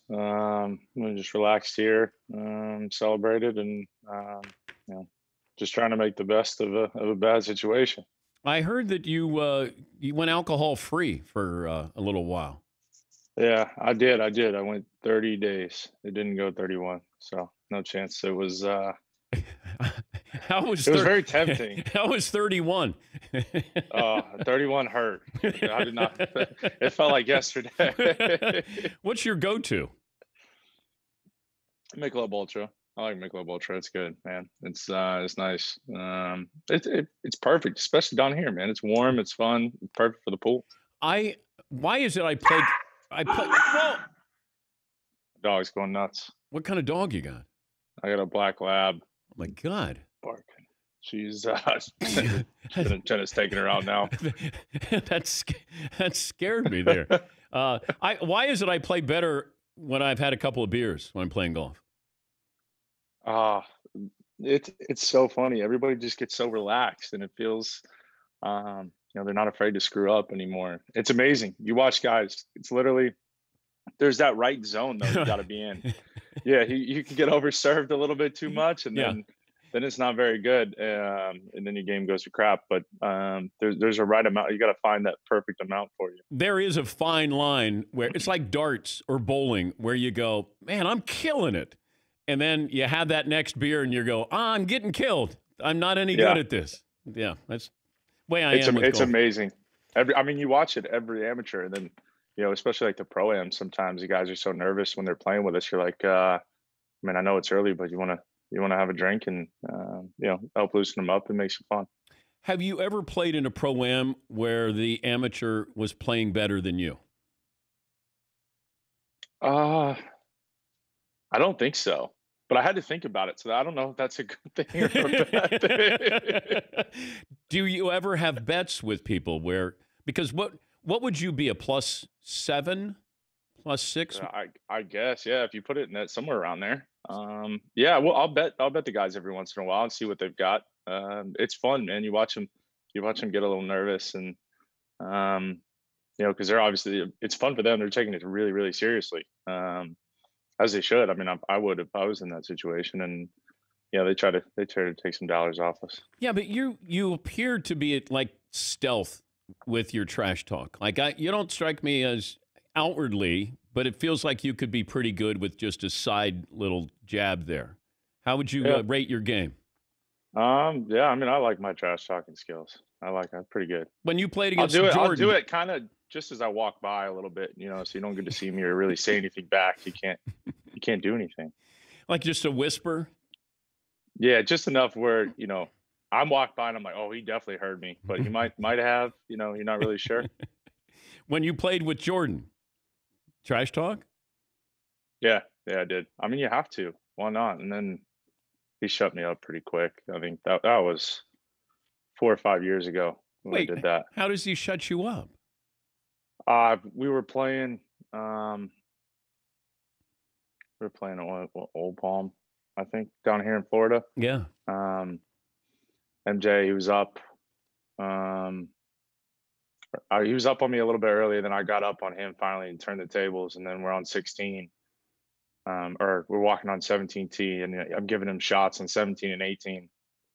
And I forget what I said. I said something to him, and he tees the ball up. He takes a practice swing, and he goes, "It's fourth quarter, baby. I don't lose." And I'm like, oh, okay, all right, here we go. This is the MJ I remember. And then obviously goes on to win 17. And then he just kind of looked at me on 18 tee, and then 18 green. I think he shook my hand and wanted to know where my wallet was at. But are there parallels with that competitiveness with Tiger and Mike? I think so. I think there is. I think you look at it with every great athlete that's ever come across their sport. And we're talking the best of the best, and that competitiveness is there. It doesn't matter if they're playing cards, ping pong, golf, basketball, whatever it is. They just can't. They refuse to lose. Now, you strike me as a guy that needs action. Like, golf would be boring for a guy like you. Like, you played basketball. Is golf boring to you? I think it just gets, because it when I say it's boring, I've said it's boring. It just takes a very, very long time to complete, and that to me is where I need the action, the excitement. Yeah, you hit a great shot, but then you've still got 5 minutes before you walk up to go tap it in for birdie. So it's like a 5-minute dull period of, you don't know what the other guy's doing too. You could be making a mess of the hole, searching for balls, and I just need that constant action, probably more than other guys. How often do you play basketball? I don't know. We were messing around in the pool yesterday, or was it 2 days ago, just shooting around. But other than that, I haven't touched rim in a long time. I'm not gonna lie. Could you dunk? I could. I remember. I forget where it was. It was a couple years ago, maybe 2-3 years ago. We were in like a LA Fitness, and those gyms are so packed. But it was late at night, so I just grabbed the ball, went in there, and threw down twice, I think. But that was about. And then I was like, I'm walking out of here. I'm done. Wait, was it a rub dunk where you just get it over the rim? Yeah, there were a couple attempts before it Okay. where it was very, very close, and then it made it quite interesting. That's for Hey, sure. all you did, you left him with an image, and that's all you need. It's just, hey, Koepka was here and he was dunking. Now, Yeah, exactly. All it takes is one person to see it. yeah. The next event you're playing in is what? Whatever that first week back is. It's supposed to be Colonial right now, which I think is the week of June 8th, I believe, right now. Yeah. Yeah, whenever that first tournament is, I'm gonna be there. I'm gonna be ready. It's just exciting just to have something to look forward to. I think that was what was killing everybody, is the unknown. You're sitting there, okay, you're trying to train, you're trying to do everything, the best you can. Don't have weights here. Had to go get some. You're not used to doing the things that you're used to doing. So just to have something back now where it's okay, we can get back into the swing of things and start looking forward to playing golf again and competitively. Because it's one thing to just go play with your boys, and then it's a complete another thing to actually go out and go tee it up in a real thing. How do you think the pandemic is going to affect golf, though, when you come back? It's going to be interesting. I think it's going to be interesting when the fans come back. Obviously, look, as an athlete, nobody wants to be playing just without fans. Yeah. It's what creates the energy. But I think now looking at it, it's going to be interesting how close they're going to be able to let fans. Because golf, I mean, if you've ever been to Augusta, I mean, you can stand on those tee boxes and you can pretty much reach out and grab the guy as he's swinging. You can get pretty close to us. And you just wonder how weird it is going to be going forward. Whether they're going to be pushed back further. You look at like an NBA or baseball, do they redo the seating a little bit? You never know what's going to happen, but hopefully we just get fans. I mean, that's where the energy is. That's what makes it fun. And who doesn't love, hitting like a crowd pleaser and everybody goes nuts. I had the commissioner on a couple of weeks ago, and I said, why don't you, and I brought this up to Bubba Watson. I said, why don't you guys just carry your own bags? That way I take the caddy out of this. So even more social distancing. Like, let's see who can carry their own sticks. What do you think?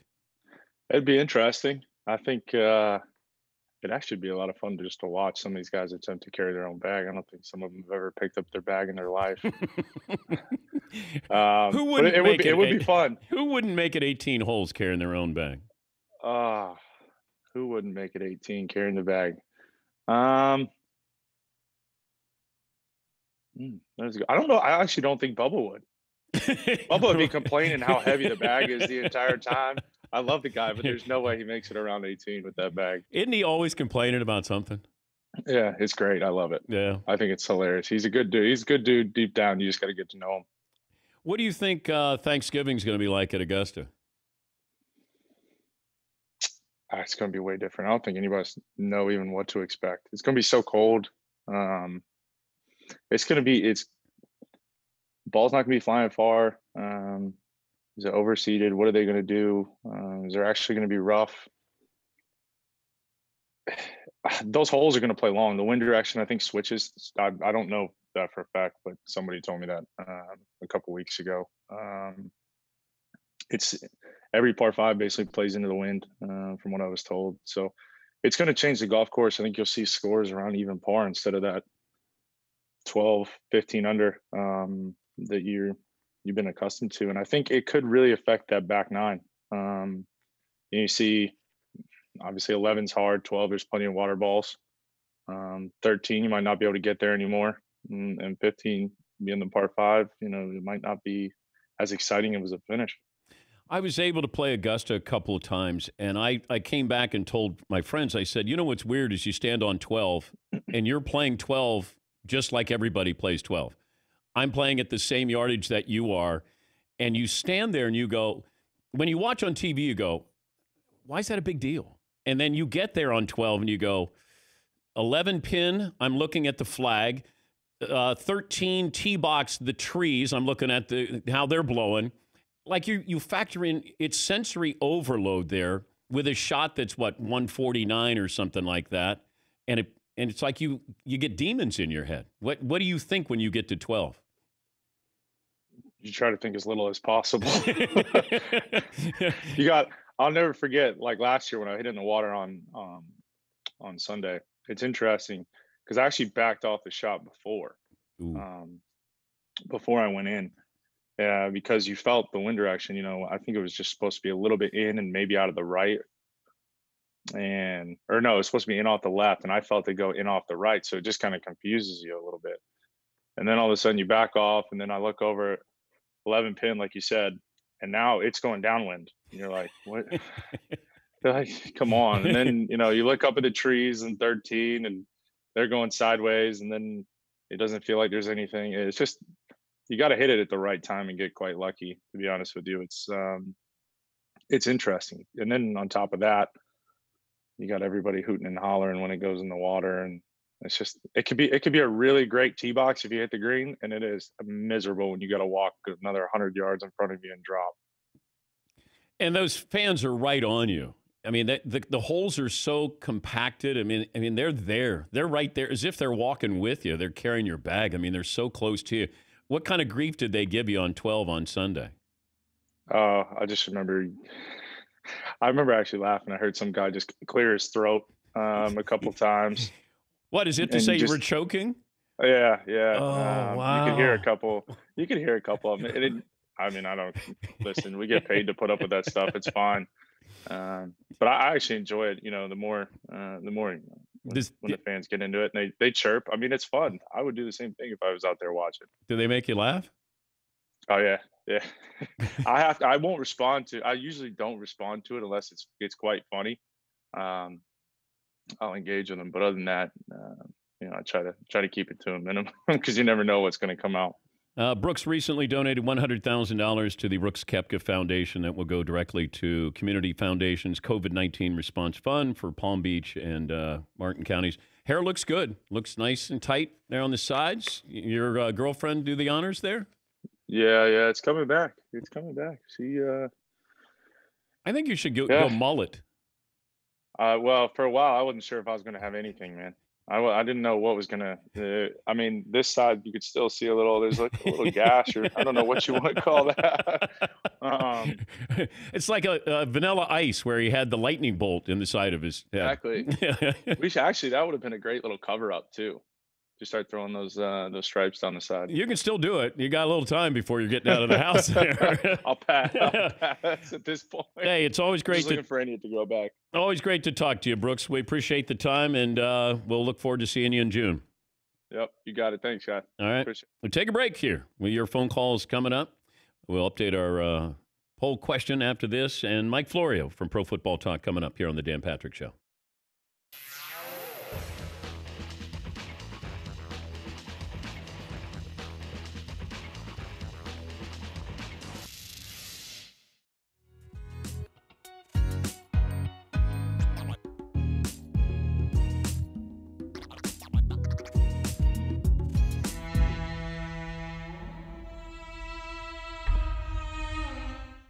McLovin came in today and dropped this bombshell.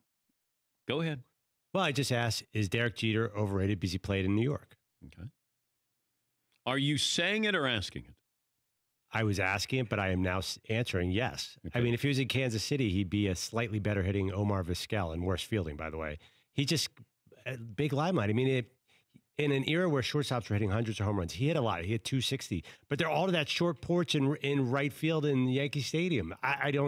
He just never really blew me away. I always thought the press coverage and the ability were Well, there's a difference between overrated and overcovered. Well, he's going to be the second 100% Hall of Fame ballot guy.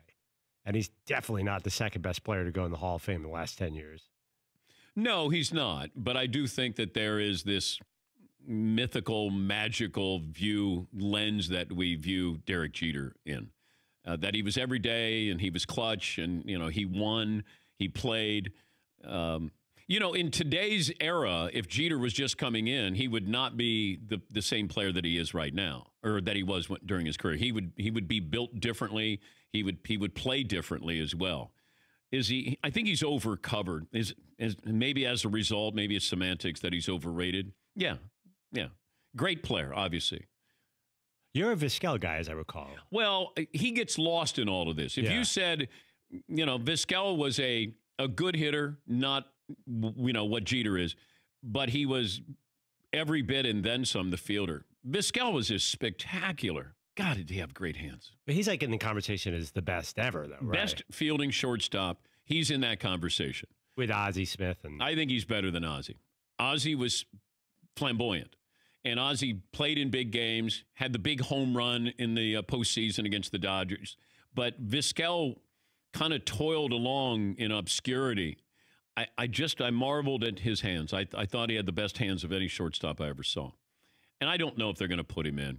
But, I hope one day. Yeah, Pauline. But Jeter was the constant. When the Yankees added free agents and changed people and people went up and down and people got in trouble and got busted for steroids, he was constant, hitting 310, his 22 homers. He never stunk, and he was never the best player in baseball, but he was the constant of the entire Yankees coverage for 2 decades. Yeah. And, of course, that elevates him, but he elevated himself by not leaving, not going somewhere else, not getting hurt, not ever having, 3 seasons where he's average.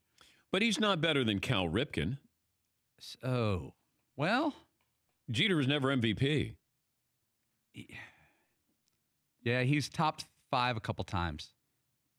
I mean, just in my opinion, if you said, I could have Jeter in his prime or I could have Ripken in his prime, and Ripken wasn't a great fielder. I think he had pitch awareness and he played the position accordingly. But, Ripken still had pretty good numbers there. They're similar in a couple categories. They've never really led the league in anything. Yeah. Cal Ripken, he was MVP twice, and it was like an 8-year window between the two. So that's big for him. But he never led the league in home runs, batting average, steals. Jeter led the league in hits a couple times. Yeah, see. The thing that really kills Jeter is that for the last however many years of his career, he was the second best shortstop on his own team. And that is just crushing. Because Alex Rodriguez is a better shortstop than Derek Jeter. Yeah. And that just having them, hey, no, I'll move over to third because this is your team. Yeah. But everybody knows he's still better at short is just brutal. Yeah. But no whiff of steroids with Jeter. Could have clearly. Yeah. If that right field porch was 335, Jeter probably would have had half as many home runs.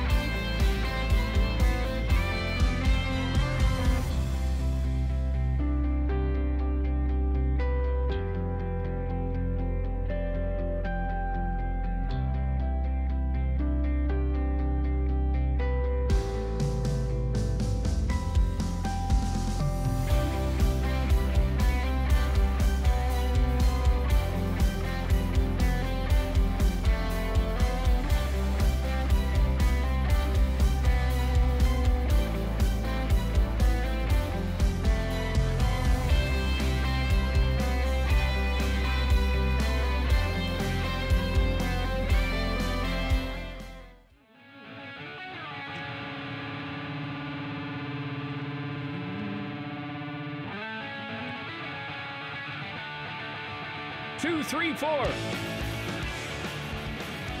Quick reminder that if you have not filed a tax return from last year and you have children under the age of 17, you have to act now to get the $500 economic impact payment per child. We know a lot of people could use the money during these unprecedented times, so make sure you get it done by noon Eastern today so you can get your payment this year. Go to irs.gov, enter your information in the non-filer tool by noon Eastern today. Make sure you take care of that.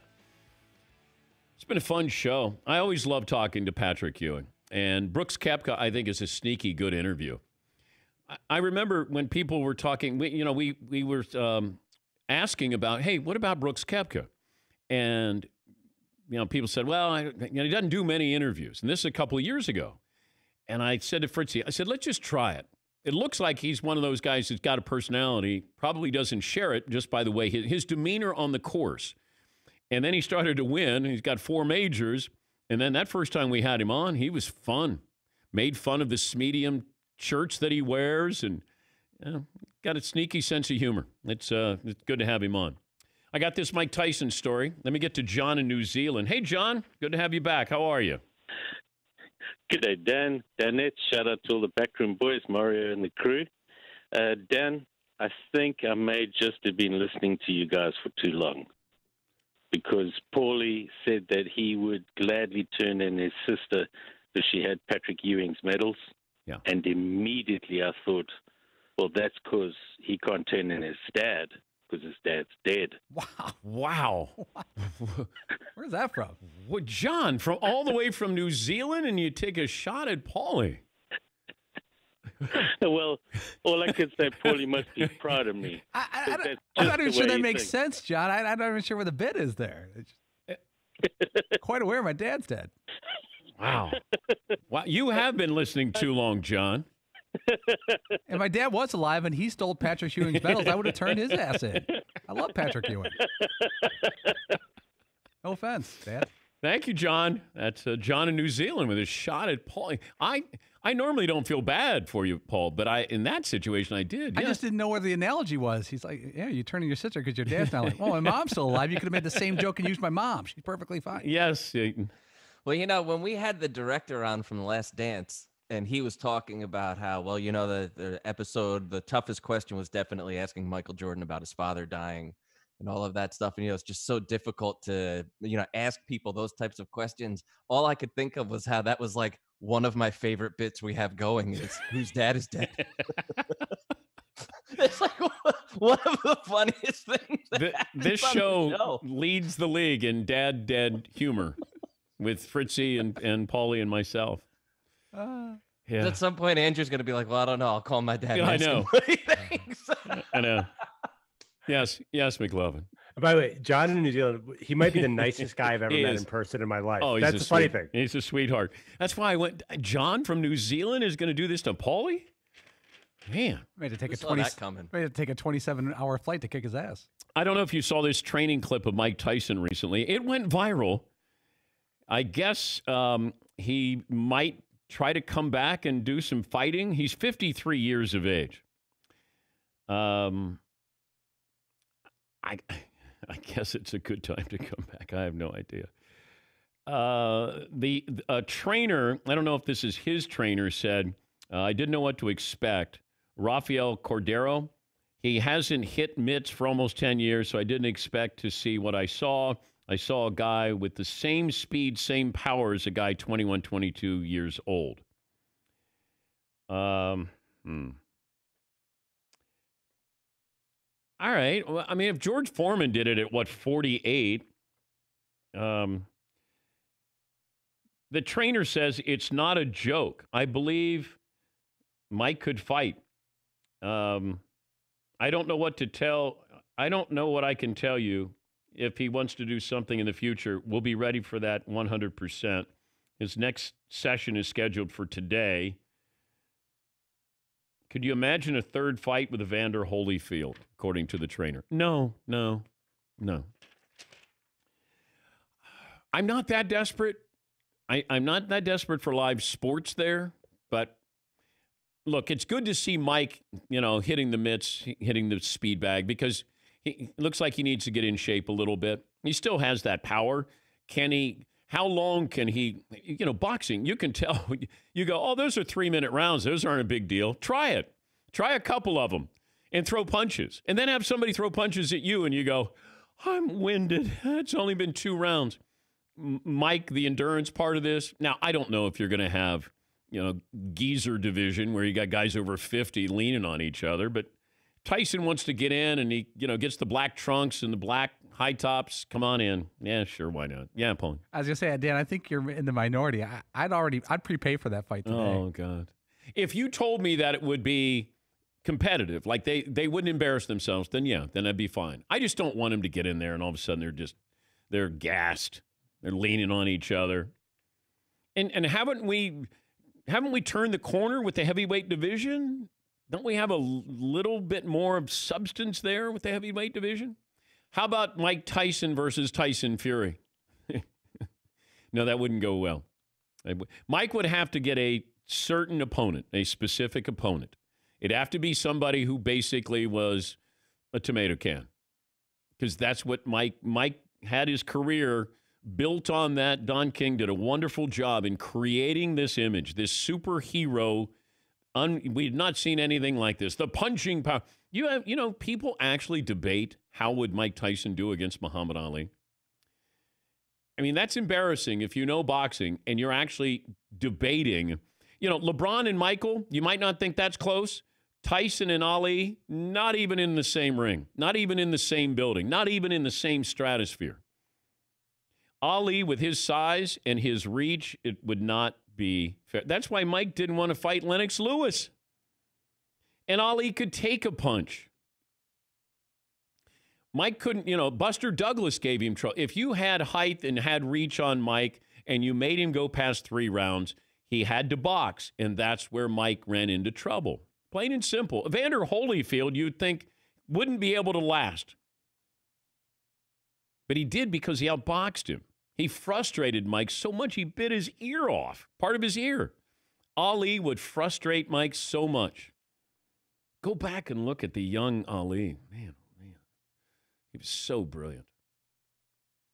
So brilliant.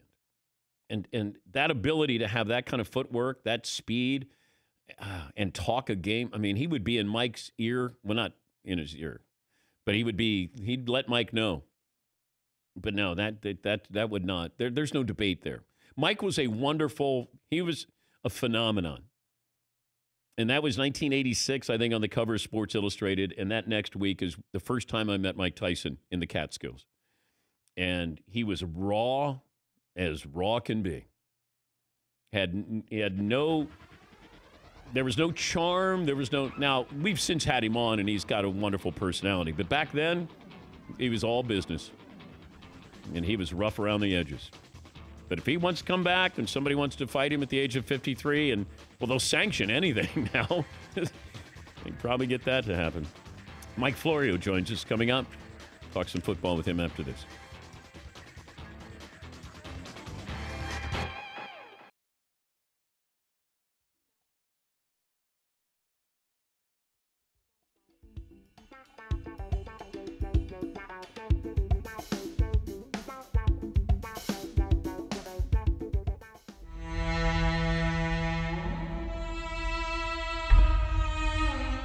I was wondering about this because you being 28, the last time Tiger won 10 years ago, so you're 18, but all of these younger players, and I even said this to Justin Thomas, you guys don't know what those Tiger roars are really like. You've heard about them, but once you're on the course, you can tell when somebody has a great shot, and then you can tell when Tiger has a great shot.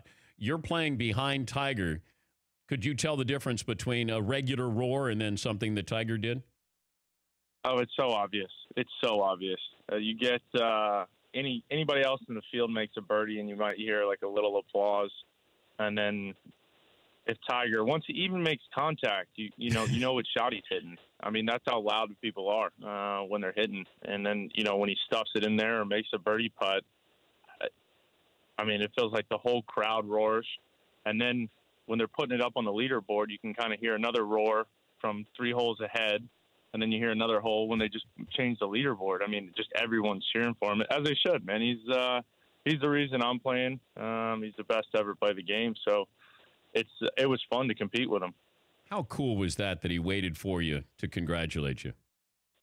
Yeah, it was surreal. It really was. To hang around there on 18, I know he finished probably about 30 minutes before, but to hang around, I wasn't expecting it.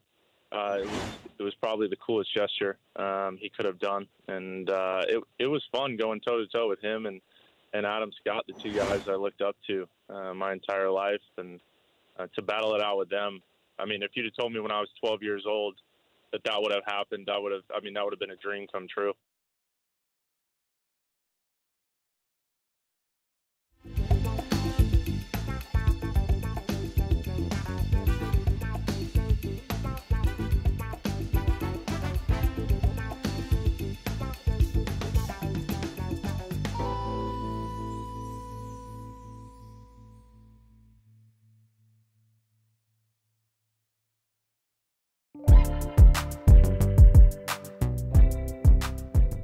Seton sent this morning, and he said, have you seen the guy who tries to catch his home run? And I had no idea what he was talking about. And I still don't, but judging from this is a guy playing wiffle ball. He's got his home run fence, and he's going to try to run and catch it over the fence. Here we go. Good shape. All right. He's got to commit. Just for everybody at ESPN. He's got to commit. You got to dive over the fence. Yeah, you got to commit and go. Ooh, he hit it up high that time.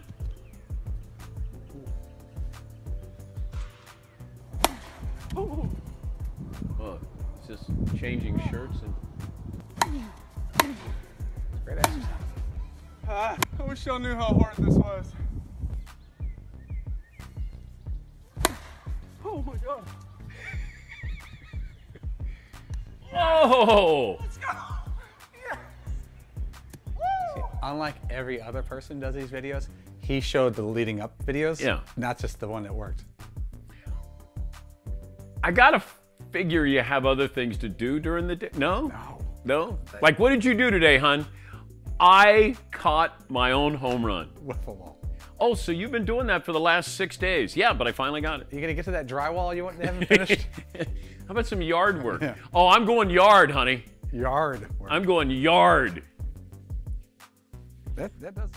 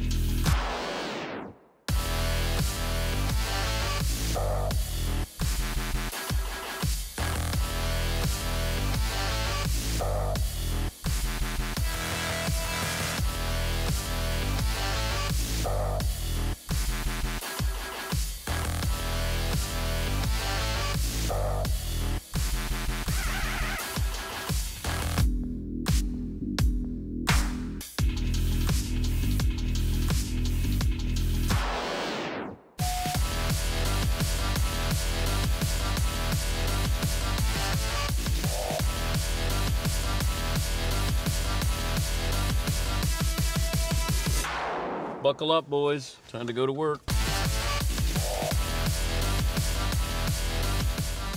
just going to make some assumptions.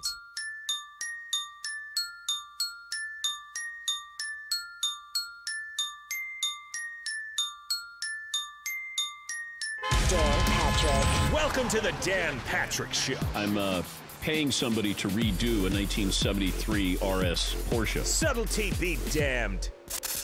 Viper Green. Sometimes when you got it. I just saw the calendar, Dan. Yeah. Still got it. You have to flaunt it. Sexy voice. Viper Green, to put it in perspective for people listening, would be like the color of a popsicle. A popsicle you ate too fast, washed down with a slushie, got in your sports car, raced off, got brain freeze, and vomited all over the dash. Damn it, I knew this was a bad idea. The Dan Patrick Show's got it. Look at me when I'm talking to you. Look at us and all of our great guests. Jason Hare, Tim Cowlishaw, Bob Costas. We need attention. It is about him. Broadcasting from the Mercedes Man Cave, this is Dan Patrick. Final hour on this Tuesday, Cinco de Mayo. And I said, are we having tacos today? And lo and behold, Cinco de Mayo tacos coming up. Braised chicken. We came in this morning, and I said to Paulie, because the other Danettes are at home, I said, it's going to be tough to do a show today because it'll be hard to concentrate. Man, does it smell good in here. Not as good as maybe the Italian sandwiches, the Italian beef sandwiches on Friday, but it's really close. Oh, that's right. The Danettes missed out on that as well. Yeah, well, we'll let you know how they taste in about 40 minutes from now. You're the Michael Jordan of foods. You're just rubbing it in. Yeah, McLovin.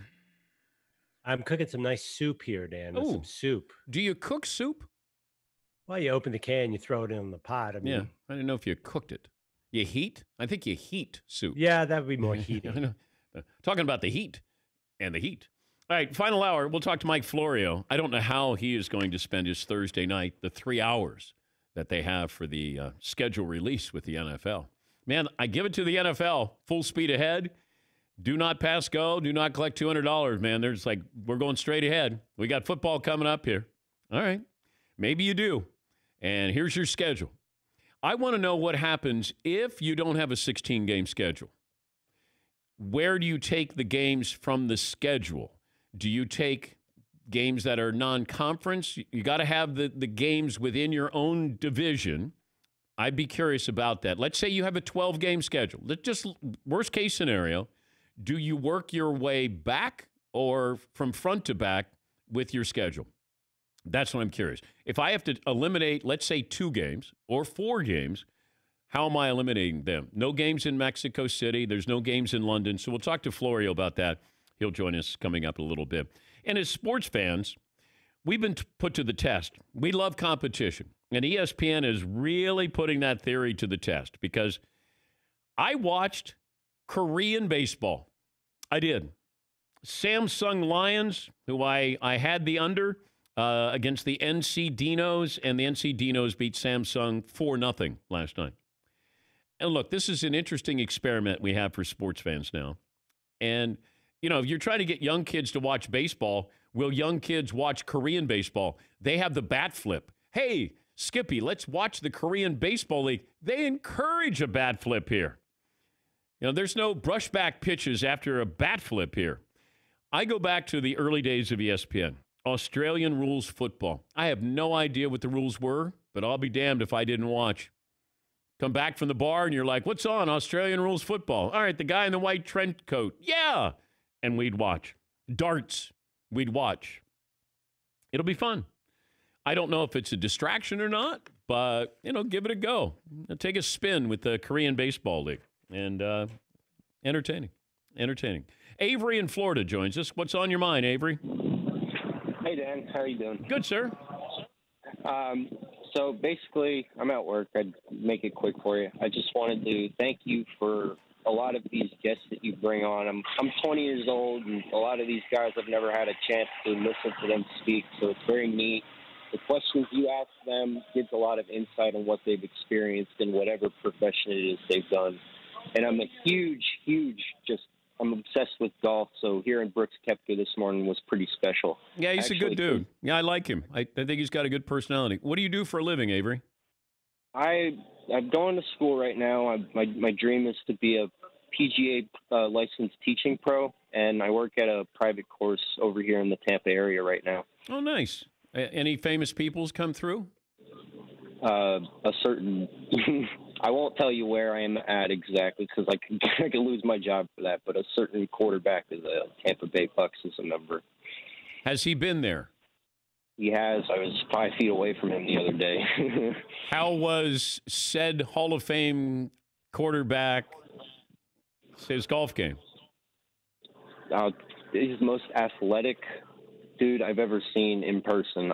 It's no understatement. He's as lean as anyone I've ever seen, and he's got just a hand-eye coordination, just fluent, brings the club head back and swings through it. He's just something else to see. He didn't ask for any advice. He's getting lessons from the teaching pro. Oh, okay. Okay. All right. But he's got to get ready because he's got that match, Phil Mickelson, Tiger, Peyton Manning, and the quarterback who belongs to this course. Maybe he'll use a few of those tips that our guy gave him. Nice. Nice. Well, Avery, thank you for the phone call, and I'm glad that we're entertaining you. Of course. Thank you again. All right. That's Avery. Works at a golf course, and I know that golf course where a certain quarterback is a member there. Yes, Paul. Sounds like Avery loves himself some Tommy. Giselle's going to be upset. Well, yeah, he's the most athletic guy. I wouldn't say Tom's the most athletic guy. He's so lean. He's and lean. wiry. Oh, when he takes the club back, his pass parallel. Keeps his arms so straight, so straight. Oh, what is wrong with us? What is wrong? What is right with us either? So Tampa Bay. I saw where 2 trademarks have been filed for the Tampa Bay Gronkaneers. Now, we came up with the Tampa Bay Gronkaneers. We didn't want to go back into that sensitive topic of Tampa Bay, but I saw where Gronkaneers, people have filed for a trademark. Yeah, Seton? I don't think that's anybody official, though, by the way. I think that's people trying to jump on the second wave of that. Did we make a T-shirt yet with the Gronkaneers? Oh, yeah, weeks ago. Oh, okay. I thought we did. Yeah, We didn't get a cease and desist. That usually, if I know we've done something that successful or is going to unnerve somebody, I get a cease and desist. The very end of the Tampa Bay lawsuit controversy, we were selling pairs of you could get Tampa Bay and Gronkaneers together as a bundle. I like that. I like that. I haven't gotten a cease and desist in a while. Yeah, Paul.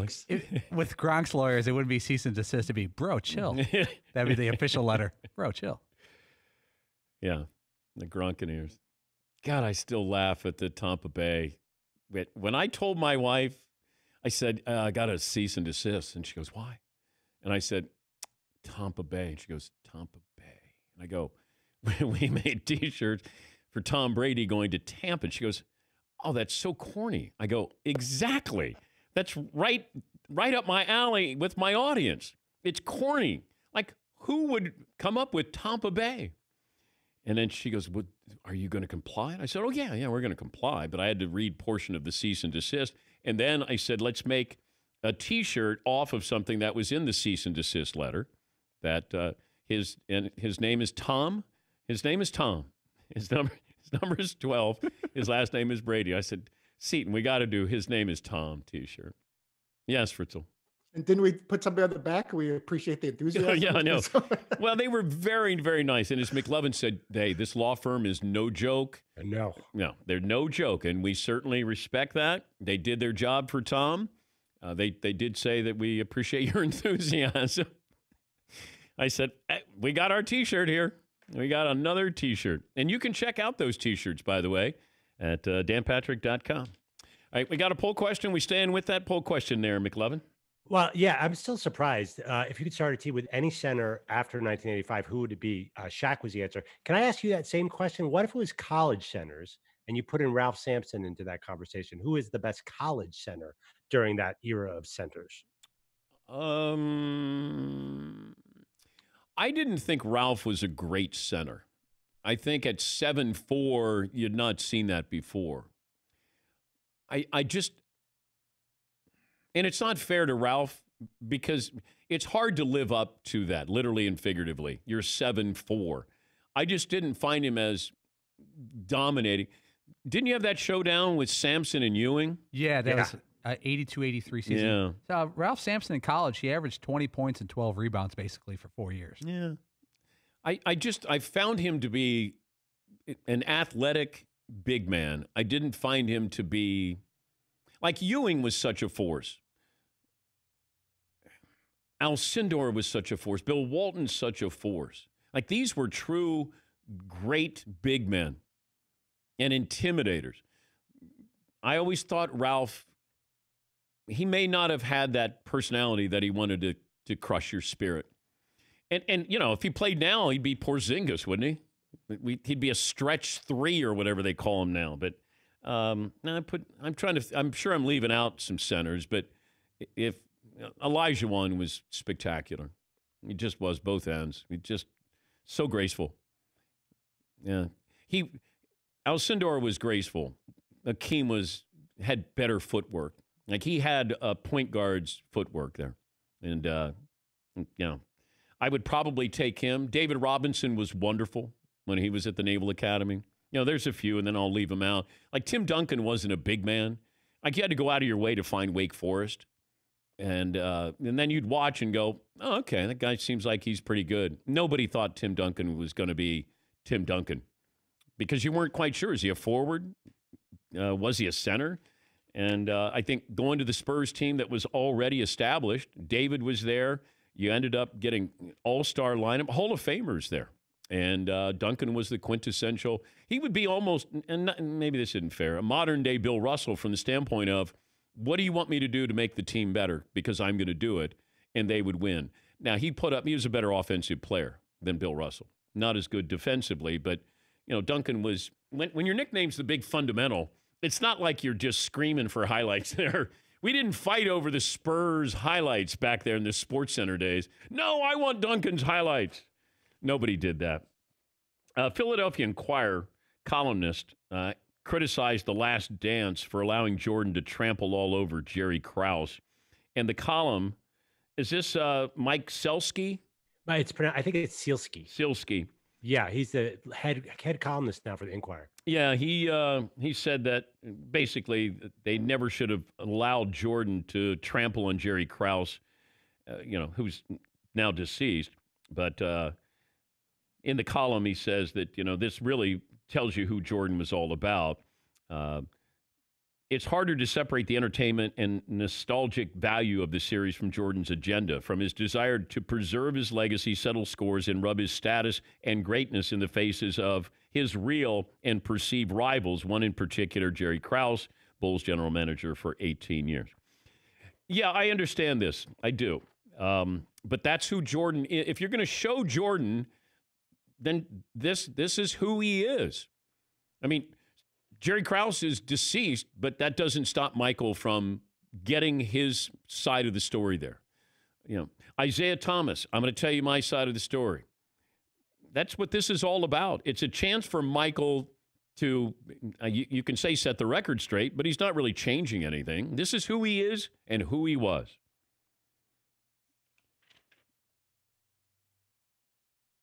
Jordan apparently can't abide by Krause playing a role in any of the Bulls' success.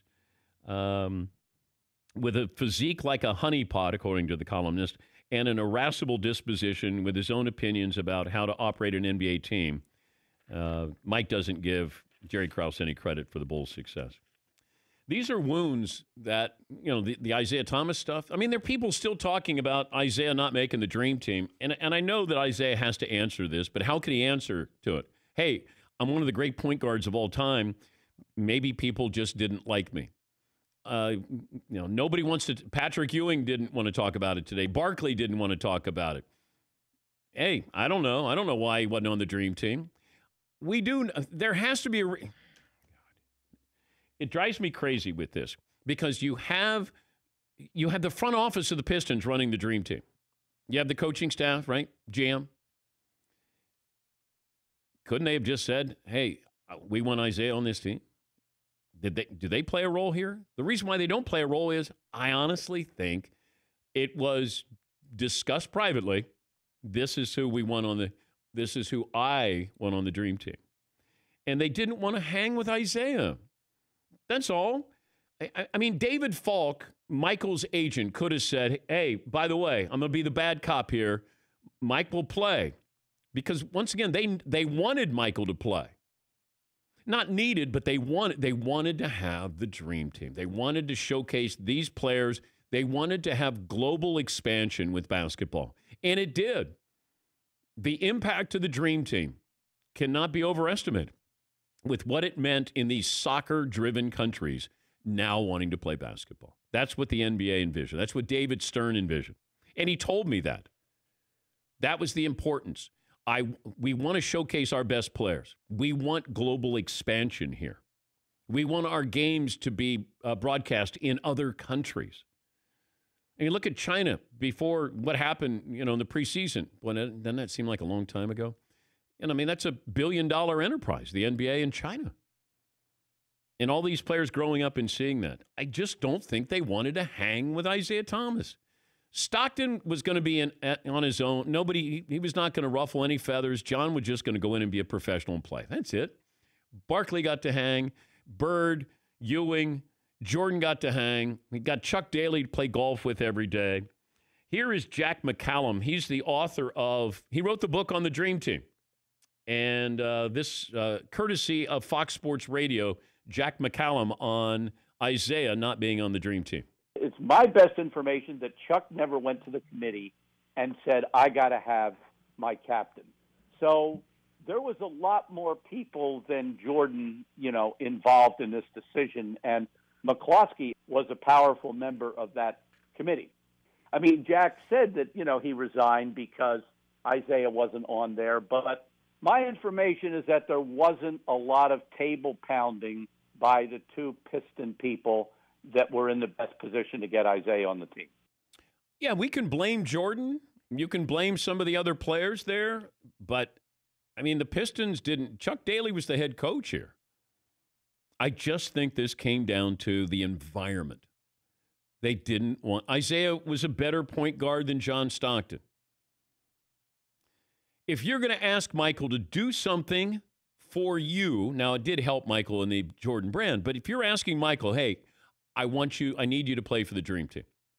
I need you to play. And you say to Mike, I got a month vacation for you. You get to play golf. You get to have some fun. You get to dunk on some, countries that aren't very good in basketball, and you can showcase Air Jordan. Are you up for it? Who else is on the team would be my first question. And when he says who's on the team, you know what he is referring to. And he says it in the documentary. I feel bad for Isaiah that he's got to answer these questions of not being liked, because really that's what it comes down to. Bill Laimbeer doesn't give a damn if you like him or not. But Bill Laimbeer wasn't on the Dream Team. Isaiah cares what you think about him. Bill Laimbeer does not. And I understand where Isaiah's got to answer these questions. Like, why weren't you on the Dream Team? Why weren't you on the Dream? And he doesn't know. All you need to see is that Mike when he has that documentary, when he hears Isaiah say something about Michael, and then he basically curses after that, he respects Isaiah. He doesn't like Isaiah. So why would he go, hey, I don't like you, but come on, have some fun with the Dream Team? I mean, it just doesn't make any sense. The Pistons front office there with Chuck Daly, Isaiah deserved to be on the Dream Team. I mean, if you want to start taking out people, Isaiah would be one of the top 5 players that you would probably have on the Dream Team back then. Larry was past his prime. You could say Chris Mullin, okay, wonderful player, absolutely. But, Isaiah was better. Do I look at Clyde Drexler? And, I mean, I hate doing it. But if you were saying, that guy or this guy, well, I think Michael wanted to have fun. And I don't blame him. You look at the power that Mike had. Michael had so much power the last year of his career. He said to the NBA, you can shoot all of this, but it's mine. Imagine the power. You can shoot all this documentary, all this footage. I sign off on it. That's power. And that's why we have a documentary, because Michael said, now we can do it. LeBron just won his 3rd title. Let's put it out. Let's give people a taste of what that was all about and why there is no discussion of who's the greatest player of all time. And I'm going to settle some scores. I'm going to rub it into some people. I don't stop. I never stop. This is who I am. This is who I will always be. 20 after the hour. This is the Dan Patrick Show. Better Business Bureau is warning against posting school pictures or lists of your favorites on social media. Because sharing your pictures with graduation date or high school names, scammers have an opportunity to piece together a profile on you. it feels like every time I tell you about LifeLock, it sounds, so threatening, but it is. It's important to understand how cybercrime and identity theft are affecting our lives. Every day, we put our information out there on the internet. And you think you're protected, but you're not. You could miss certain identity threats by just monitoring your credit. That's why it's great that there's LifeLock. LifeLock is the leader in identity theft protection. If you become a victim of identity theft, LifeLock can help you restore your identity easier than you would be able to do this on your own. No one could prevent all identity theft or monitor all transactions at all businesses. But join now and save up to 25% off your first year. Use the promo code Patrick. Call 1-800-LifeLock or head to lifelock.com. Make sure you use the promo code Patrick for 25% off.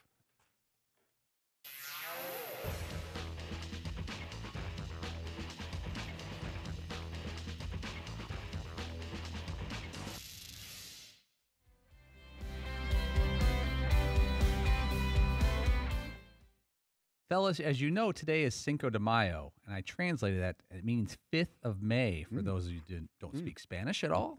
Got a C in freshman year Spanish. This is also another day. Now, I would like you to look at the picture on your screen. Dan, I'm going to start with you.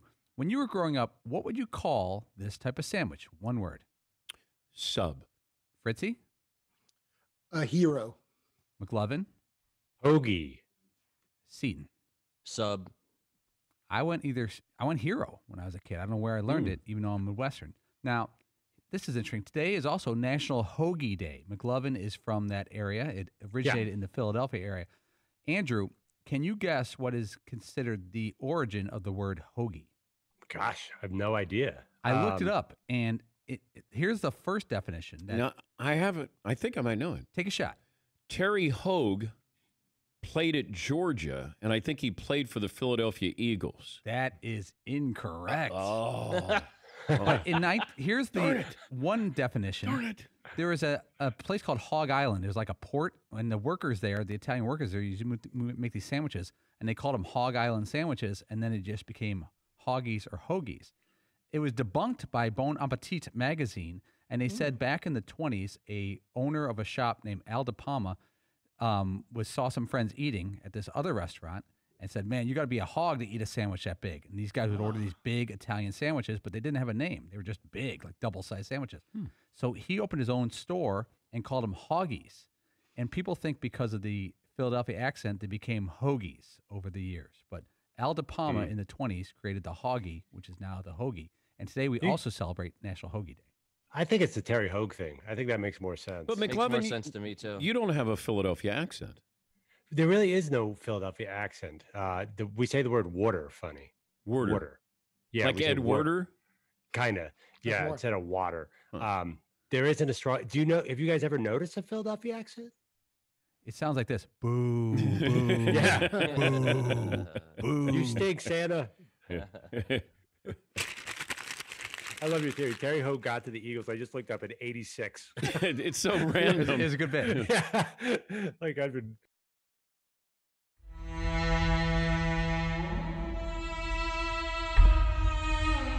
But would you rather get nominated for Best Actor or win Best Supporting Actor? I'll take the win, man. Okay. Give me the damn trophy. You want the hardware. All these years. Do you of have any greatness trophies? I brought. I have millions of them. You do not. I have 4 punt, pass, and kick trophies. I won punt, pass, and kick. Do you remember that? In New That Hampshire? looks like an Oscar. Yes. I have a gold, a silver, and 2 bronzes. I got worse and worse as I got older. Well, wait. In New Hampshire, there's not many people, though, to compete in the punt, pass, and kick. You going to talk to Chip Kelly like that? Yeah, no, there's great. Wait, you were in the punt, pass, and kick contest? Yes. Well, who sponsored that? Ford or Sunoco or I don't remember. I remember Andy Reid. Remember that video of Andy Reid where he's like 6'3", 250, and he's 13? Yeah. And he's and everybody else is, like 4'3" kids. Right. And he was in the punt, pass, and kick competition. Did he win? I think he did, but I think he's been the same size since he was 13. Do you remember the rules of that? Where they'd have a tape measure. Yeah. You had to throw it as far as you could, and then they would deduct if you hit the line. Yeah. That was perfect. If it went to the side, they took away as many feet as it was away from. They deducted from the distance. Yeah. Anyways, my kicks were hitting tape. Oh, my really? punts were landing on tape. My pass, that was when I was 8. You were good back then. You didn't throw it quite as far then, so it was easy to hit the tape. And then the older I got, I guess I was throwing all over.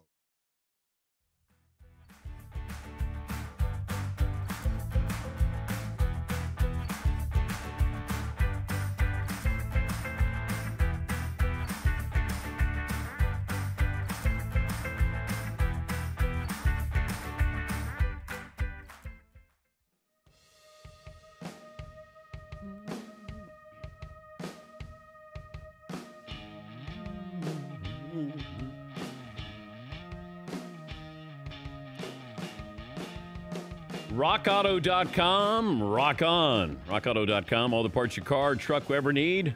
RockAuto.com, a family business founded by automotive engineers in 1999. 2 goals in mind. First, to give people direct access to all the parts information hidden in those computers and catalogs behind the parts store counter. And second, they make the parts affordable. They offer reliably low prices. RockAuto.com, choose your part brands, prices, features you want anytime 24/7.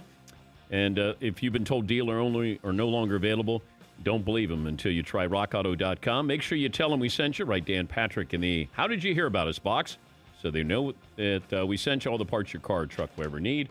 rockauto.com.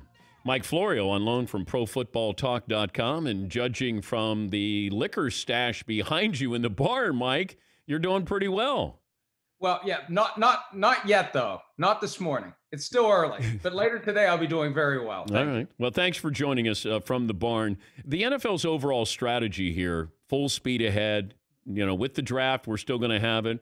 Was there any possibility of them not having the schedule release party this Thursday? Well, there was a report last week that the league office had been debating whether to delay it because once you release the dates, presumably tickets are for sale. Do you get yourself into a situation where you've got to deal with processing refunds? How do you deal with all of that? But the NFL ultimately decided to go forward. There is a high level of optimism, Dan, that they are going to get the season in. Now, will they have to delay it by a month or so to accommodate allowing people to attend games? And as crazy as that sounds, there is confidence within the league office that people will be able to attend games if they choose to do so, that the world will be very different come September or October. But there continues to be this sense that this is what they need to do. There's a ton of money that is riding on it. Plus, they believe they're doing a public service to those of us who are desperate for sports to return. I was also wondering about this because I think we both heard from sources that, if there's a truncated season, let's say it's 12 games or 14 games, where do they take those 2 games or 4 games from? From non-conference, the front of the schedule, back of the schedule? Yeah, I don't know at this point, but it does make sense to look at the schedule very carefully when it comes out to look for those clues. That's the first thing I'm going to do. There's been speculation that the interconference games will be the first 4 weeks of the season, and those would be the ones that would most easily be wiped out or maybe taken away and put on that back end of the schedule. Dan, I think it is very possible that the season would be delayed by up to a month to accommodate the ability to have open stadiums. That politically, it's going to be delicate in states like California to get the governors to sign off on the idea of letting anyone who chooses to show up, understanding the risks, and testing will be much more prevalent by then. It'll be easier for people to know if they've had this virus via antibody testing. But if delaying it a month allows every state that has an NFL stadium to get to the point where they'll say, go ahead, let people show up if they choose to, that's what they would do. And then I guess they could take those first 4 games and tack them onto the back end of the season if that's what they choose to do. But I'm going to be looking for that flexibility that may kind of scream out from the schedule the moment that it's released. And I was told that, maybe we push back the Super Bowl, but I was told that the NFL would love to have the Super Bowl over President's Day weekend. You get that Monday off, so now you have that built-in holiday that people keep asking for, the unofficial day after the Super Bowl. What do you think about that?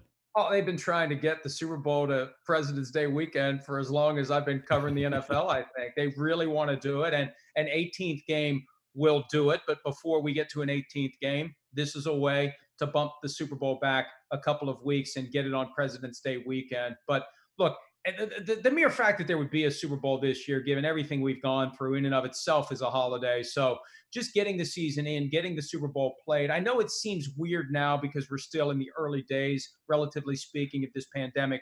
But I have been told with a very high degree of confidence that the world will be much different come August and September, and it will be a lot easier for sports teams to operate, not like they normally would, but in a way that actually makes sense and that manages the risks of people getting the virus.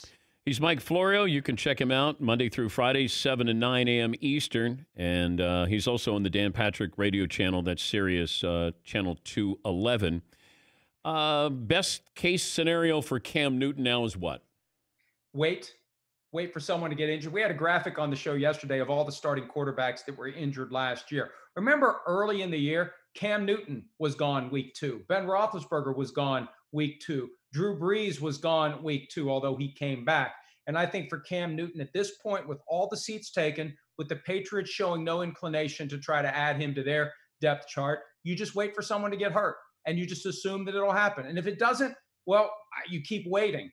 But there isn't an opportunity out there for him. He's not going to take the Andy Dalton package of $3 million minimum plus the ability to make up to $7 million. He's just not going to do that.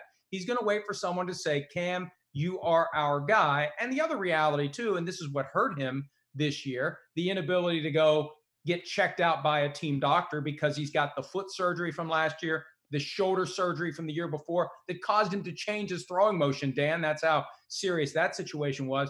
He's got to get checked out before a team will sign him. And I think at this point, he should just wait until the season starts and someone calls and says, we need you right now. I had somebody say this to me yesterday, and they said, what about Cam in Pittsburgh? And I said, it's tricky because that means what about Ben with Cam in Pittsburgh? And I don't know how long Ben is going to play. And if you bring Cam Newton to town, it's an upgrade over what you have, but does Cam fit into what Pittsburgh wants to do or it will be doing after the Ben era is over? Well, and what's he going to want financially? That's the other side of it too. And one of the things you have to take into account is that if you bring Cam Newton onto a team, you better be secure in your starter, because instantly you're going to have guys in the locker room who look at Cam and look at your starter. They look at Cam, they look at your starter, and it's not going to take many practices before they start saying Cam is the better guy. Now in Pittsburgh, that's not going to be the case, but I think that's one of the inherent problems of him being a backup anywhere, because he's better than most starters. So in Pittsburgh, yeah, it would make sense to have a better backup. I just don't think it makes sense for Cam to commit to being a backup anywhere when he can just sit back and wait for someone to get injured.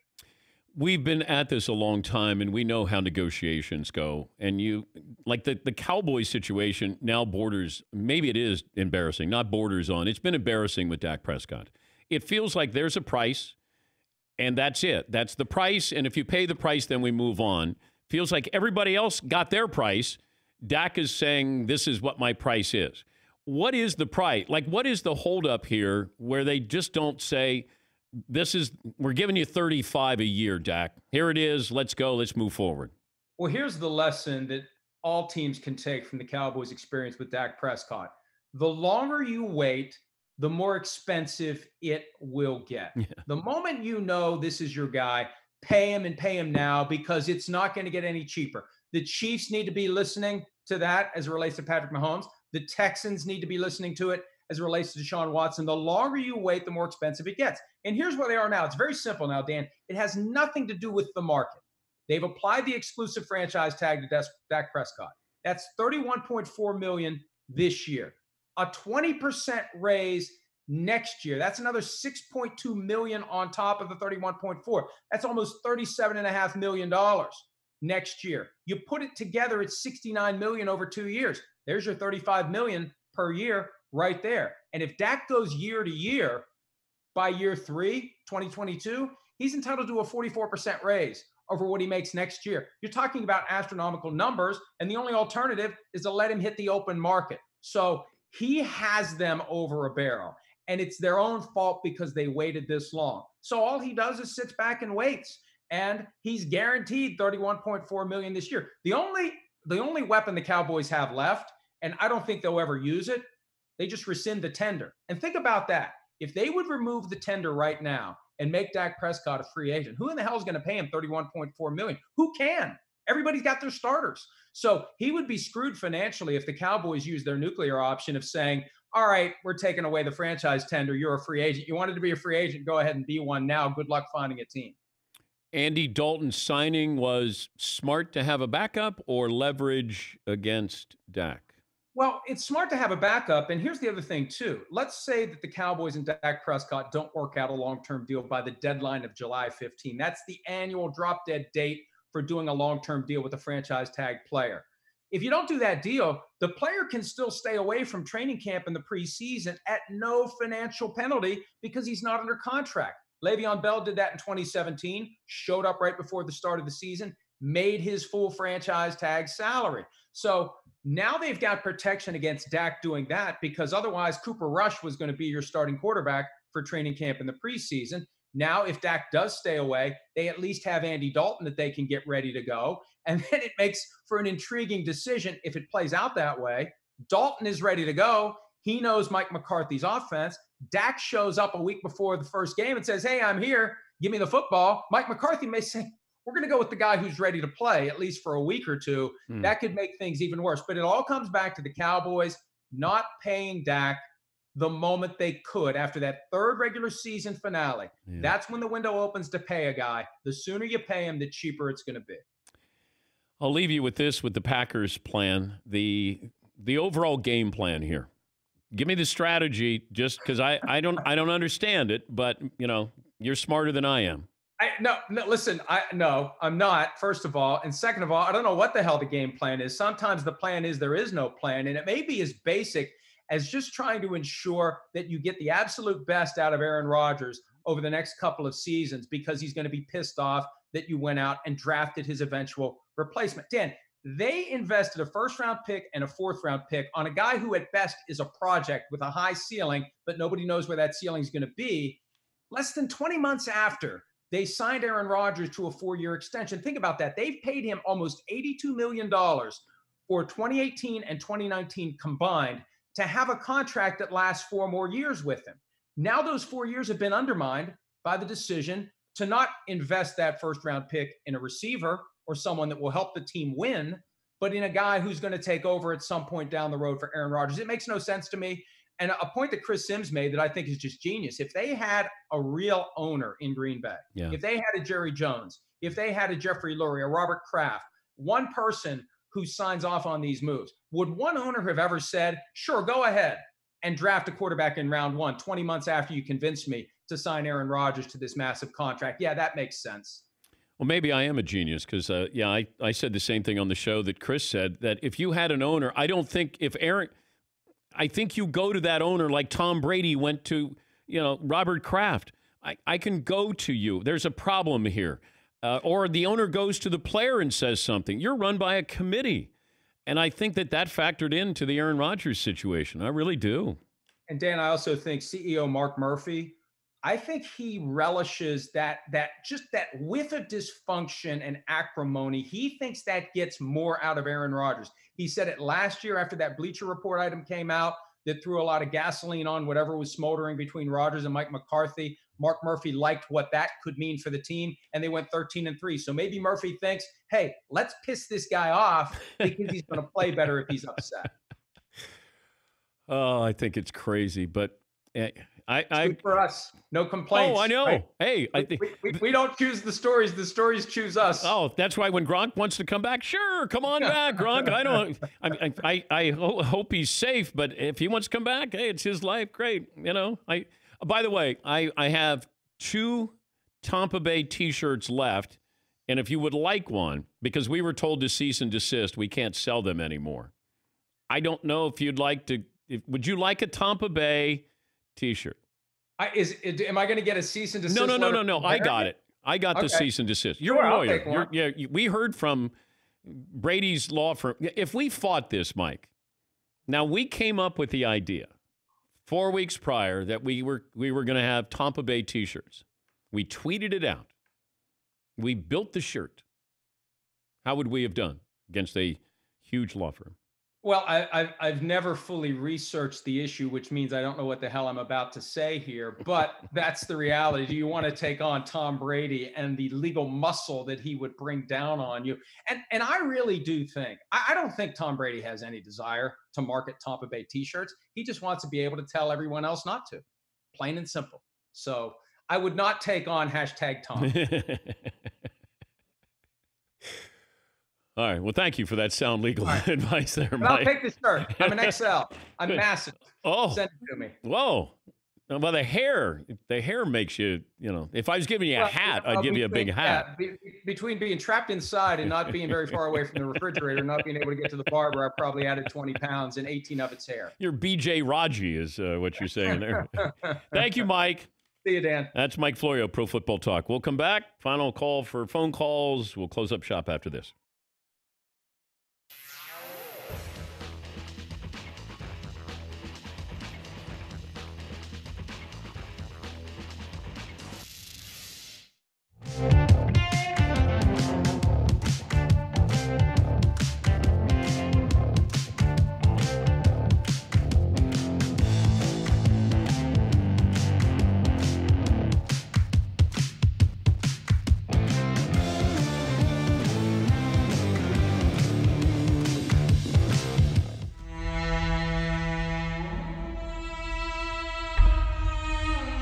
As we look at music, looking at record sales, like how would you define what is greatness? Like the impact, cultural impact. Taylor Swift's going to sell more records than Prince, but Prince is one of the most talented musicians of all time. Like, I'm not sure how we differentiate greatness in the music world now. I think it's generational. I think that, honestly, Taylor Swift, for her generation, is their Prince. And that sounds crazy, but it isn't how talented you are necessarily to the consumer. Yeah. I think it is how your fans make you feel. And I think the true test is really longevity beyond that. Because if you can transcend your generation to the next generation to the next generation, that's the true test. And I think that's the one thing that Prince may have over a Taylor Swift who may sell more records, in theory. Prince or Michael Jackson with a bigger impact? Oh, man. Impact-wise, I would say Michael Jackson. In our hearts, probably Prince. Why in our hearts? Because when you're the actual creator of the music, as opposed to the guy who's sort of out front, I think there's something about the fact that it's his music alone. He's the only guy. He's the guy that's playing everything, the guy that's writing everything. I think that resonates with people, and he has his own sound. And Michael did too. It's apples and oranges, really, honestly. I think that for me, though, as a musician, I tend to lean towards Prince. Oh, stuff. Well, I got avocados, but I got guacamole. Okay. Ooh, you're off to a good start. Yeah. Let me show you what I do. I'm so excited. I'm so excited. So that's how you do it. Yeah, that's how I do it. Okay. All right. Okay. Do I have to watch how you do it, or can I eat? You eat. Okay. See, now, sometimes on a taco, I'll put this down as like a holder, like spackle, like caulk. Mm-hmm. And then all the meat products, it's a caulk off. Cinch in. It's a caulk off. Golly, that is so good. Yeah. Braised chicken. See how it all holds it all together? Like I could, it's like you. I know. I'm very excited. I could like hold this upside down and the chicken wouldn't go anywhere. Gotta keep that Allen guy around. Wow. Wow. That's good stuff, right? That, a little bit of that, a little bit of avocado. Okay.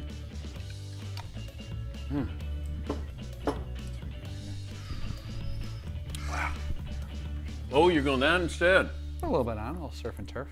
Is that different than Texas Pete? This looks a little hotter. Texas Pete's kind of a friendly sauce. Yeah, that's got something to say.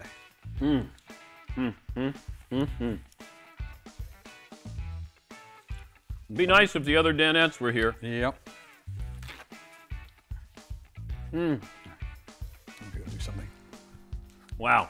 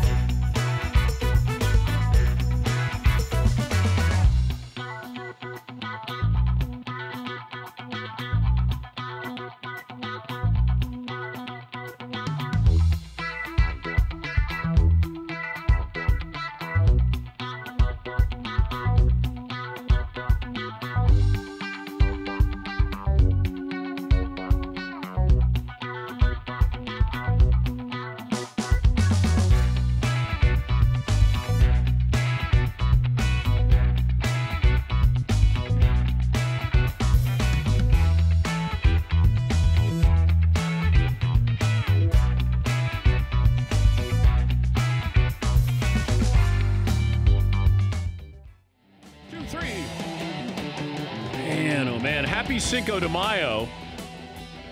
If you like tacos, golly, these are so good. Braised chicken, it is so good. When it hits your lips. It tastes so good. Yeah, McLovin. Complain to HR about the way you torture the other Danettes during these last breaks. I'm HR. That's the problem. I meant Harold Reynolds. Yeah, Harold Reynolds, of course. That's who we go to. These are really good. It's really, really good. And I'm not just saying that because you guys aren't here to enjoy this. I mean, a little bit, but not a lot. It is really, really good. Oh, we got a winner on Fritzy's scoreboard. The winner is Joe in Michigan, 33-14. The hint is I'm hooked. This guy's a hit. So this guy's a hit is Pete Rose at 14. May 5th, 1978, 3,000 hits. I'm hooked. I'm thinking that is Kareem Abdul-Jabbar. Wow. With the hook. How did I do? May 5th, 1969, Bucks signed number 1 NBA draft pick, UCLA center Lou Alcindor. Kareem is the hook shot. I'm hooked. And you got it. Pete Rose, 3,000 hits in 1978. Oh, nice. Number 14. All righty. Well, thank you. Congratulations, Joe.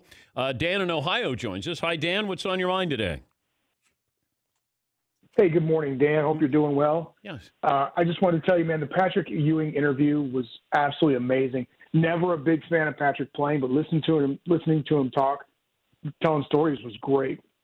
Thank you. I wanted to let you know I started listening to your show just shortly after you guys started in 2008. I was driving 85,000 miles a year. You guys were in the car with me every day, keeping me sane and doing the same thing during this time. So I want to say thank you guys for all you're doing. Keep up the good work. Much respect and much appreciated. Thank you, Dan. Safe travels. We appreciate that. Most regular season and playoff games played versus Michael Jordan.